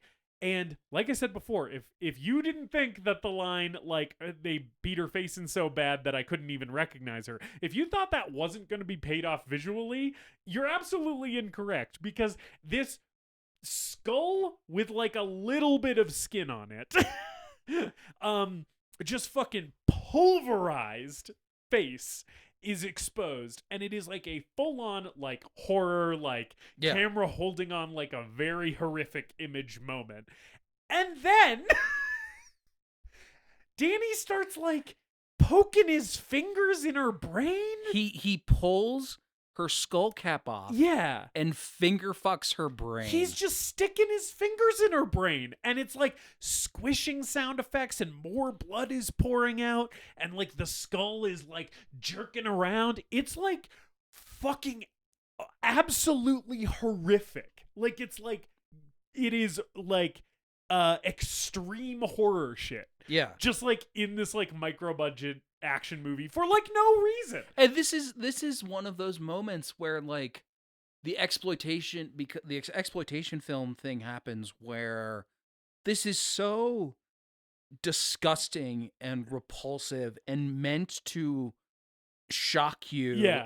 and disgust you for no reason other than to be like juvenile and crass. Right. But it then, for me, somehow transcends to becoming high art. That's the thing. It circles back around, right? And it kind of works for what's happening in the movie, because the next thing is Goose is basically like, I need to get this money to someone who's worth half a damn. Yeah. Right? And it's like, it kind of works narratively, right? Because it's like, oh, he has gone to the darkest place that it is possible to go. Yeah. And he's like, I need to make some kind of positive impact. Yeah, this world is so morally reprehensible and Yeah. populated with these people who are just worthless evil monsters, including himself. Yes. And he's like, something good has to come out of Right. all of this. He becomes desperate to do something good. Yeah. Right? And the desperation is really kind of the key thing. Yeah. Because later when he's given the money to Christy's little sister, that you are kind of thinking about this moment when he's like, please, you have to fucking take this money, please. Like, right? Is kind of the energy of it, because it's like, yeah, he's basically like gone to a place where he's like beyond saving. And like putting this money in the hands of someone who's like not a monster is like the only thing that he has left. Yeah. You know? Yeah. And it's like, it's good. It's good in addition to being good because I like gross, gory shit. Sure. You know? It's like, it's good because it's gross and gory and extreme and insane. And it's also good because it's like actually saying something somehow. Yeah, I You mean, know? like, did we need to see Danny finger bang this brain?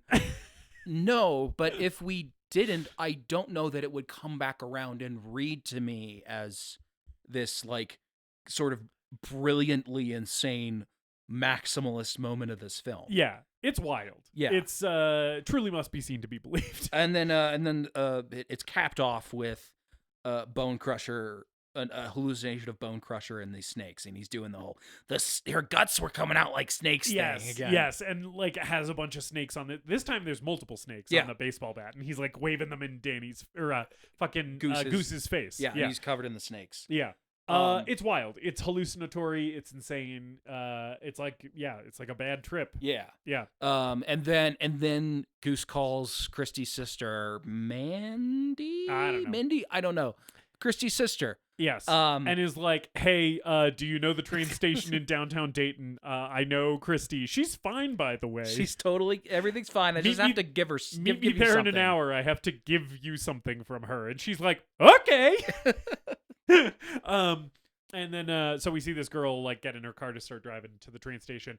Then so I was a little unclear. This is another moment where I think the editing maybe let me down, because he calls and he's like, hey, I'm gonna go to the train station. I'll meet you there. And then he's like on the bridge with the money on his way to the train station. And there's like a guy who maybe is one of the other gang members who like clocks him up there or whatever. And then the next thing I remember seeing Goose doing is laying down at the train station. Did I miss something? Yeah, I'm not sure. I think he just. It seems like he goes to the train station and takes a nap. And okay. There's one other thing in here that I want to call out. some of the establishing shots between him making the call and going to the train station are Yeah. establishing shots of Dayton. Yes. And one of them is of this wall that just has spray painted on it, not in graffiti. There's tons of great graffiti in this movie. Oh yeah, I did want to talk about the graffiti, but finish Yeah. your thought. Yeah, yeah. It's like an art piece or part of some sort of advertisement, and just says "Prepare to meet thy God." Yes. And that was a moment for me where I was like, this is achieving the brilliance that only this kind of filmmaking can have, where Right. it's like, this is just a thing that they found. Right. He just shot it. He gathered a bunch of B-roll of Dayton and Yeah. assembled this together in editing. And then it gives this whole ending, this one shot, gives this entire ending, this like mythic cosmic battle of love of love triumphing over evil. Right, life versus death or whatever. Yeah. Yeah. No, I'm with you on that. That moment stuck out to me too.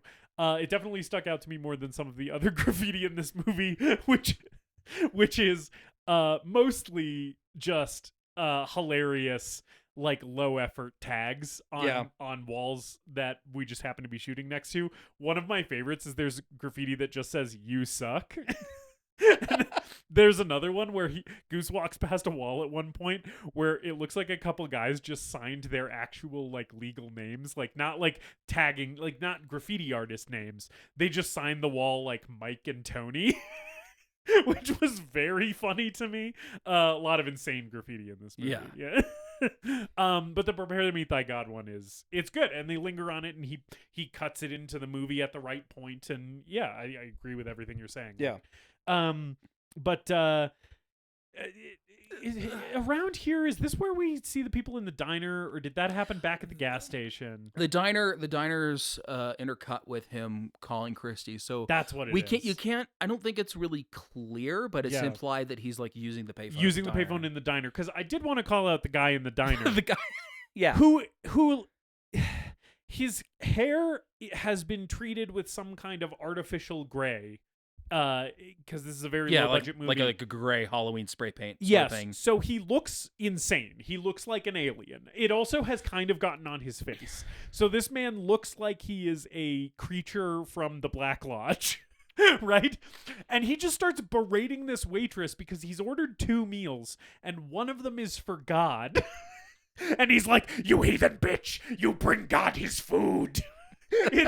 And again, sort of in this movie kind of for no reason. Yeah. But it also serves to compound kind of the weird psychedelic horror nightmare atmosphere that pervades like the last like 20 minutes of this movie. You know, it's just one other thing.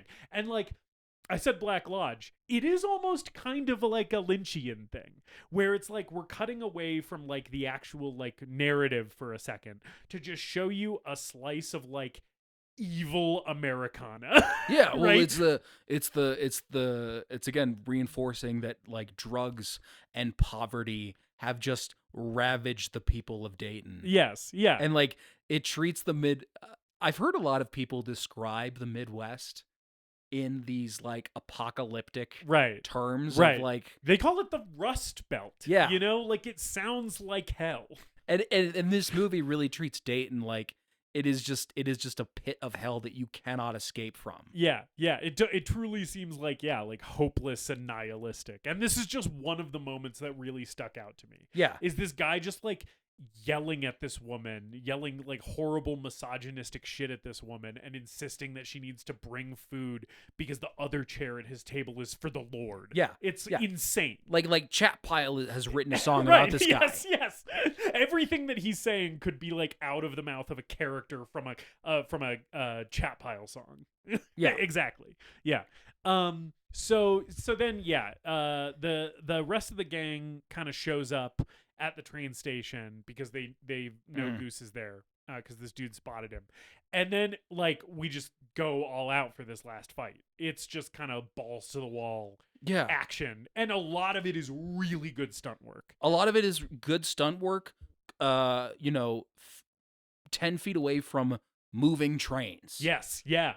There's an amazing moment where 2 guys are pinning Goose to the wall by his arms and he flips over them. Like he they have him like pinned and he like flips over both of their heads like while they're on his arms and then like gets him from behind or whatever, like slams their heads Yeah. into the wall or some shit.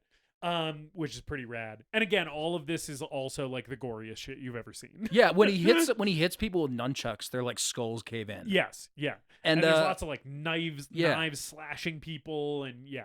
He's doing these roundhouse kicks. Yeah. And many of them are connecting. Yes. He is kicking his friends in the head in this movie. Yes. Right. And hopefully they were like, yeah, okay, right? Hopefully they knew and consented that was going to happen in that tape. No, they were aware. Okay. They were aware what was happening, I'm pretty sure. Yeah. Bone Crusher like pops up from a sewer grate at some point and is just like, I'm here now. He's like, oh, hello, I am a demon from hell, and I'm here to ram you with this piece of a fucking wall. Which, yeah, he picks up. So Goose eventually kind of overcomes almost everyone in the gang, basically. And it's kind of him v Bone Crusher, because Bone Crusher's the main heavy of the movie. And he picks up this like giant stone pillar. It looks like it's supposed to be like a railroad tie. Yes. It's sort of unclear. What it really is just like a cardboard box that they spray painted black. Yes, exactly. Yeah. But he starts like ramming him with it. Yeah. And Goose is just fucking getting the shit beat out of him. Eventually, he like gets one over on Bone Crusher. Yeah, he pins him against the wall of this area where they're fighting, and throws a ninja star at his head. Yeah, it hits him square in the forehead. Right. Yes, and then Goose rushes him and starts slamming his head into the concrete wall. Yes. And then flips him over and he falls into the street. Yes. And gets run over by a car and his head gets cut off. Yes. Which is why we can't have a Bone Crusher sequel. Rest in peace, Bone Crusher. Because this dude's head just fucking pops off and rolls down the road. It's awesome. It's like one of the best deaths in an action movie. Yeah, it's incredible shit. It's really fucking good shit. And then, so then Goose, Chrissy's sister has shown up. Yeah. And Goose is like trying to give her the money, and then Danny shows up. Danny shows up and steals her car. Yeah. And it's all really quick. Like he like grabs her, throws her into the passenger seat and steals the car. And then 20-something-year-old Jim Van Bebber. Yes. Hangs out the side of this moving car through the window. Yeah, because he has like reached his arm in through the driver's side window and has like grabbed like the steering wheel or something. And he's holding himself up with his own arm. Yes, and the other 3 of his limbs and the rest of his body are outside of the car. And it starts with him like sort of, running backwards as the car's picking up speed on this dirt gravel. Yeah. And then he is suspended in the air holding onto this car as Danny drives the car into a brick wall. Yes. Holy fucking shit. Yes. This stunt in this movie is it's like Mad Max shit. Would you like to know how they did this? They just actually did. They just drove Jim Van Bebber into a wall. There is no other way that they could have done it based on what you see in the movie, because you see so much of it. Some of the blood that you see in this scene is real. Yeah. He cut his arm on the wall. Which, like, nobody should do that to make a movie, but like he already did. And so I'm allowed to appreciate it. I'm glad that someone did it. Right. Like, nobody should do this. You should do things in a way that doesn't harm anyone, right? At least the person who got driven into the brick wall was the guy behind the movie, right? Nobody made him do this. He wanted to do this. And it looks, to be clear, fucking incredible. It looks amazing because they're just shooting a guy hanging out of a car, hitting a brick wall on an actual camera, and you're just seeing it for real. It's insane. Yeah. Eventually the car kind of comes to a stop here, and Danny and Goose are fighting like inside and then outside the car, and Goose gets fucked up here. Like his fingers get bitten off. I think a couple of his fingers Danny chomps off, and this is a moment where I was like, no other action movie, even an action movie where it's like the hero maybe dies at the end, does this, which is showing your hero, your protagonist of the movie, just get shivved so many fucking times. Like, Danny stabs him and it's like the knife is just like like making fucking hamburger out of his innards, you know? And I'm like, no movie shows the guy that you've been rooting for get that fucked up. Right. You know? It's like brutal. And I do want to make it clear, like, Goose is a morally a morally reprehensible character. He's a bad dude. He's a bad dude. And yet the movie has still made me root for him. Right. You like, don't want Danny to win. Right. Like, I'm not on his side 100% of the time. Yeah. But by the time we get to the end, I'm like, yeah, fuck yeah, Goose, go get him. Yeah. Right? And then the final indignity of this little moment in the movie is as Danny's stabbing him repeatedly against this wall, he spits his own fingers into his face. Yes. Yeah. It's crazy. Yeah.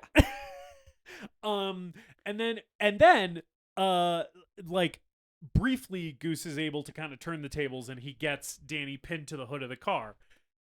And we make good on the throat rip. He rips his throat out. He rips his throat out. And like he fully rips like not just the skin, but he like rips like his fucking like Adam's apple like out of his neck and drops it, and you see like the little piece like bounce. It's wild. And so Danny's dead.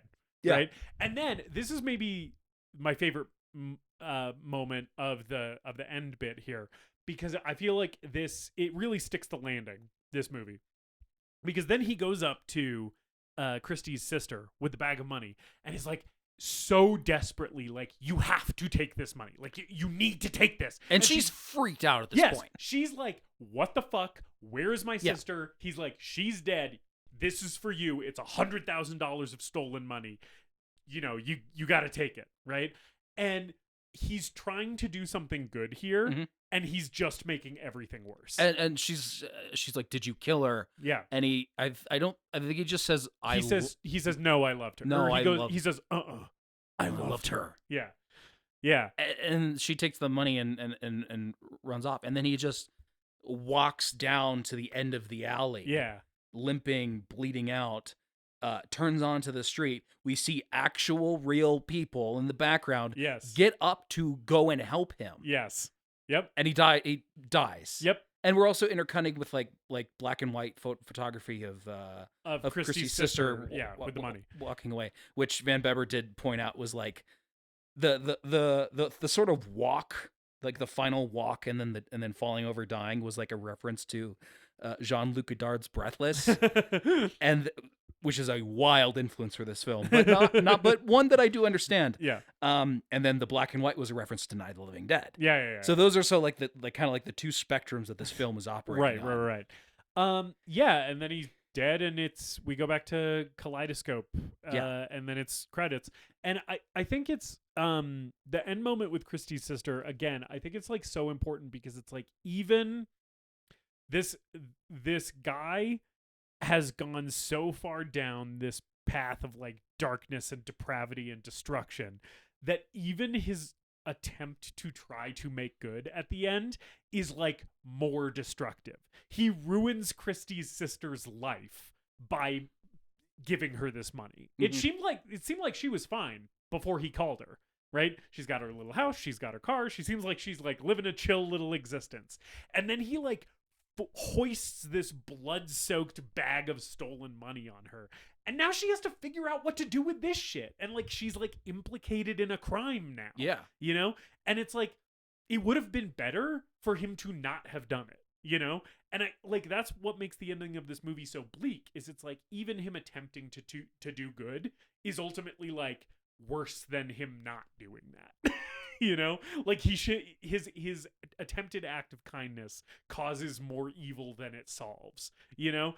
And I'm like, that's a very dark message. It's a very bleak message for a movie to send, but I fuck with dark and bleak messages in movies. And so I'm like, I left this movie kind of being like, fuck yeah, like they nailed it. You know? And the end does indulge in a bit of the heroism too. Like, like you do still sort of feel like at the end, it was all worth it because of the way that this film employs the kind of mythic storytelling that we were talking about. You sort of feel like it was worth it for Goose, right? Because he dies going, I tried. Yeah. I did my best, right? And it's like it lets the character have that moment of closure without ever making you, the viewer, totally buy into it. Right. You know? But in the reality of the film, it's another violent crime perpetuating a cycle. Right. Yeah. And it like it leaves you with more to think about than most low budget action movies do. Which is impressive. Yeah. That's Deadbeat at Dawn. Deadbeat at Dawn. I don't think we actually ever see anything specifically happen at dawn, but it's a good name for a movie. Yeah, I think at the end he's the deadbeat at dawn. I suppose right? So, yeah. I don't know. Yeah. And maybe one day middle-aged Jim Van Bebber will be able to make Day of the Deadbeat. I'd watch it and come back. I really hope he gets the chance to make that. Yeah. Thanks for listening to the episode. I would encourage you to an episode that is 40 minutes longer than the film we're covering. If you haven't seen the movie, because you probably haven't, I would encourage you to watch it and give it a shot. It's if you like what you heard, it's I'm sure way better to actually see it. Yeah, I'm sure you'll enjoy it much more experiencing it as a film. Yeah. Justus, I'll ask you, because I brought this movie to you again with very little preamble or anything setting this movie up for you. I just sort of let you watch it. Yep. Is this the greatest movie ever made? David, so I feel like I've articulated my feelings about the movie pretty well over the last couple hours, and I don't feel like I need to add much.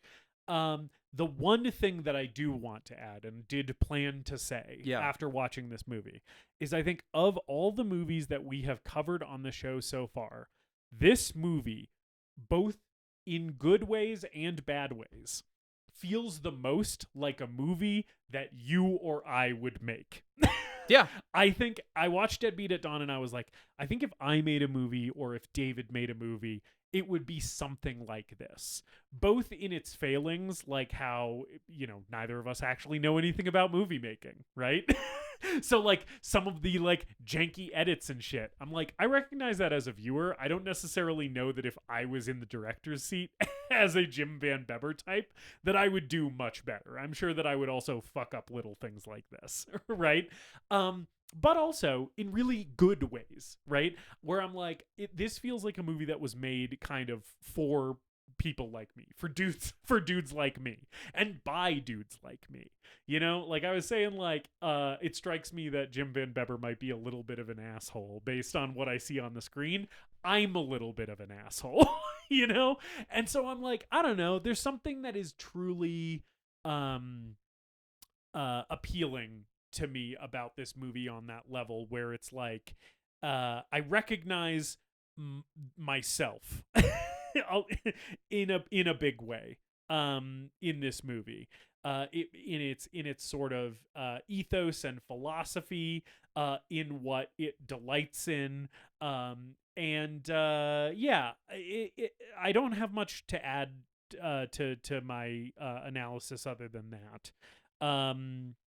I think it goes places that other action movies, regardless of their budget, don't often go. And a lot of those places are really fucking interesting. And I think it is like a peak example of just like greater than the sum of its parts. Like these guys are wearing goofy Halloween store masks, and that's objectively ridiculous. And yet at the end of the movie, I'm like, this made me feel sort of the same way that like Predator does, one of the greatest action movies of all time. And it's like, yeah, I think Deadbeat at Dawn is the greatest movie ever made. It's like a very singular experience. It's hard to describe the feeling of watching this movie. So like, just watch this movie. David, is Deadbeat at Dawn the greatest movie ever made? I'm so glad that you had that reaction to it. Yeah, I really am.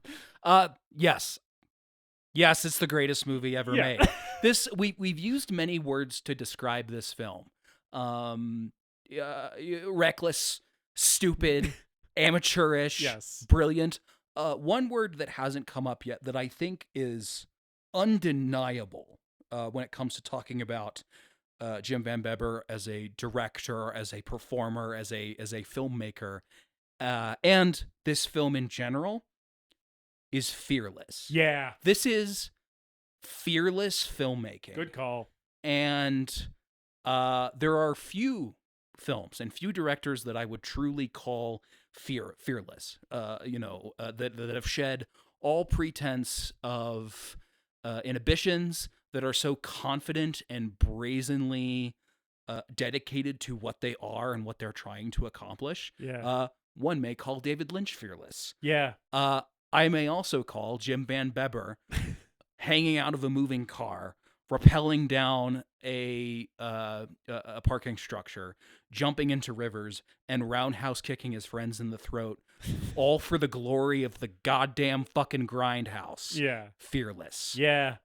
It is, like you said, a truly singular experience that encapsulates so many different genres and moods and atmospheres. It's a horror movie, it's a psychological drama, it's a crime movie, it's an action thriller, and it's all just a lovely little disgusting gumbo. Right. And the key, I think, is that it does fuse all of those sort of disparate elements, but never in a way that feels confused. Yeah. It does it really seamlessly. Like it integrates all of those things in a way where it's like, yeah, you don't feel it's not jarring when it shifts modes or shifts tones, right? It's like it is all of those things simultaneously and holistically. Yeah.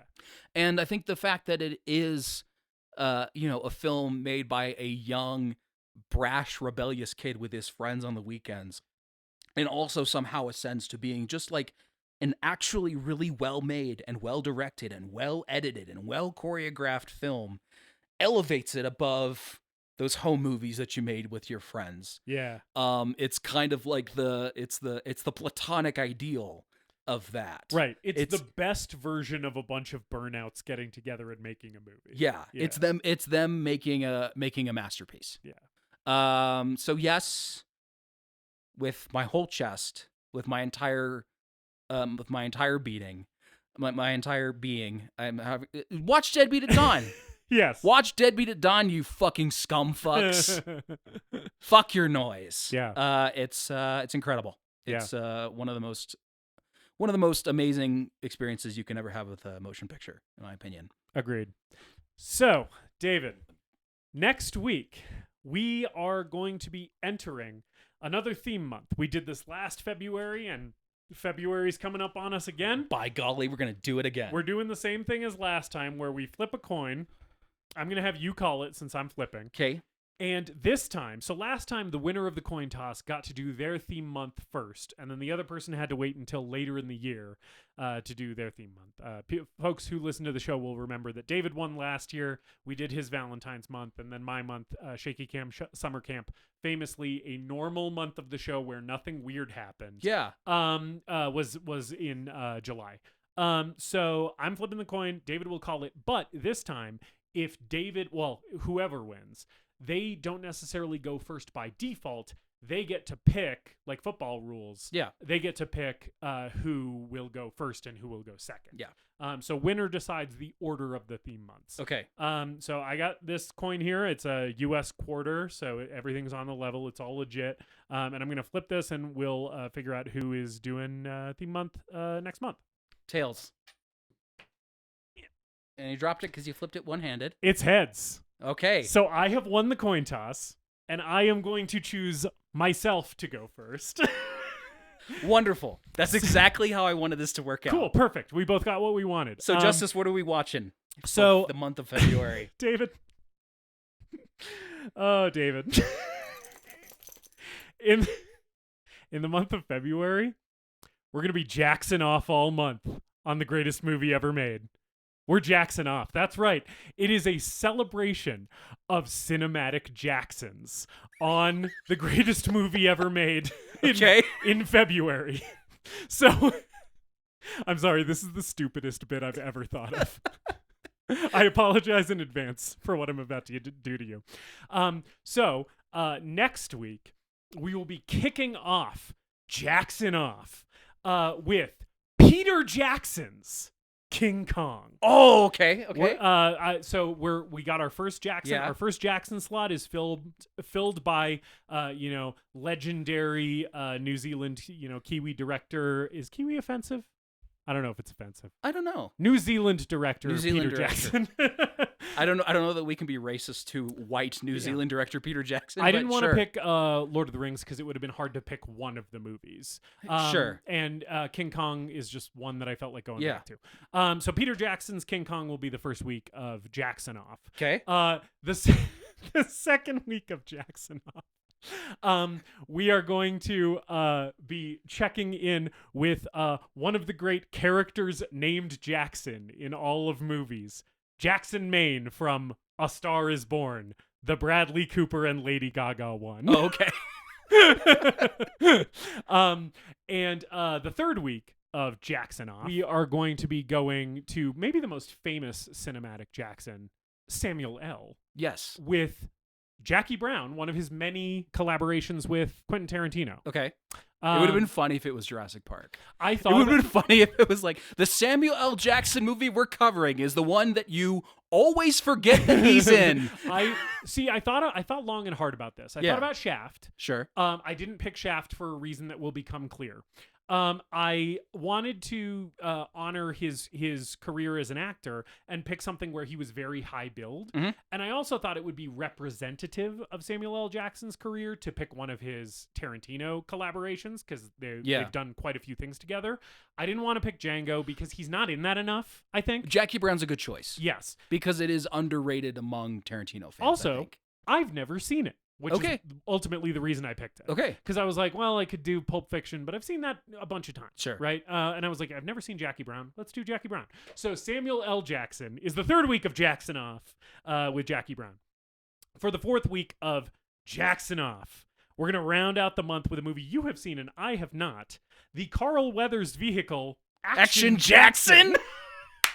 Yeah. So that is our slate of films for Jackson Off. And the Ah. additional rule of Jackson Off, in addition to just all of the movies have to involve the word Jackson, is that at the end of the month, we will have to rank all of the Jacksons that we have engaged with throughout the month.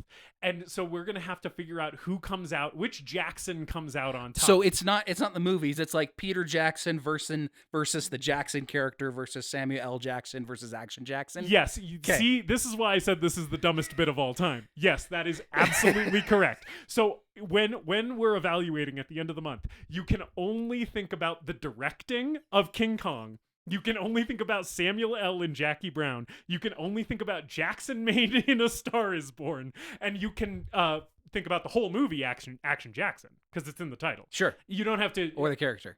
Yeah. Well, would it be funnier if I was just like, and then the only thing is the title? Like that's as a title, Action Jackson is the thing you're ranking. I don't know. If you want to make this more unfunny, you're welcome to do so. We have about 4 weeks to get there, so think about it. I'll think about it. So join us next month where David and I will be Jackson Off. Oh man. Nothing but things are never dull around here, at least for the two of us. I was really tickled when I thought of that. That is somehow dumber than two February ideas that I did not use, which were February, where we cover the films of John Woo, Yes, and I like that. Willem to February, where we cover the films of William Dafoe. So when I first thought of Jackson Off, I was like, I'll just do Peter Jackson movies. It was originally going to be Brain Dead, The Frighteners, the one with Kate Winslet and Heavenly Creatures, yeah. and King Kong. And then I was like, No, that's not stupid enough. I need to make this stupider. The one that I'm actually kind of just, spoiler alert for our listeners, not super excited about is A Star Is Born, which I just had to put in because I was like, it's objectively funny if I pick a movie because a guy in it plays a character named Jackson. But I don't remember caring for that movie, and it'll be interesting. I've never seen any of the Star Is Born because I guess it's a franchise. The Star Is Born franchise. The Star Is Born cinematic universe. Making the same movie over and over again with a different famous singer and actor. Yeah. Yeah. Okay, so join us next week as we head to Skull Island with Peter Jackson and Adrian Brody for some reason. and Jack Black. And Jack Black. And a dramatic turn from Jack Black yes. in King Kong. Yes. In the meantime, spread the word about the show. Tell your friends. Leave us a review. Like and subscribe and all that internet shit. We're really bad about posting on social media, yeah. so if any of you do follow us on social media, share our posts so they get a wider reach because we're bad at doing that ourselves. We're bad at doing it, and we hate it. Yeah, we do hate it. We do hate social media. So, yeah, we'll see you guys next week for King Kong. We'll see you next week for some Jackson off. We'll be Jackson off. We'll have one big circle Jackson off. I'm never gonna get tired of making that joke. It's gonna be 4 weeks of me giggling after I say Jackson off. And as always, later scumfucks. Oh, scumfucks. All right.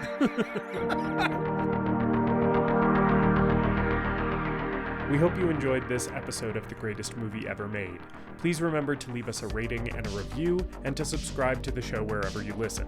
We appreciate you supporting the show and spreading the word. Tell your friends to listen, tell your enemies to listen, tell your mom to listen. If your neighbor has an unsecured Bluetooth speaker, connect to it and play an episode. You can follow us on social media at TGMEM_podcast. And if you've got a movie that you want us to talk about, send us an email at thegreatestmoviepodcast@gmail.com.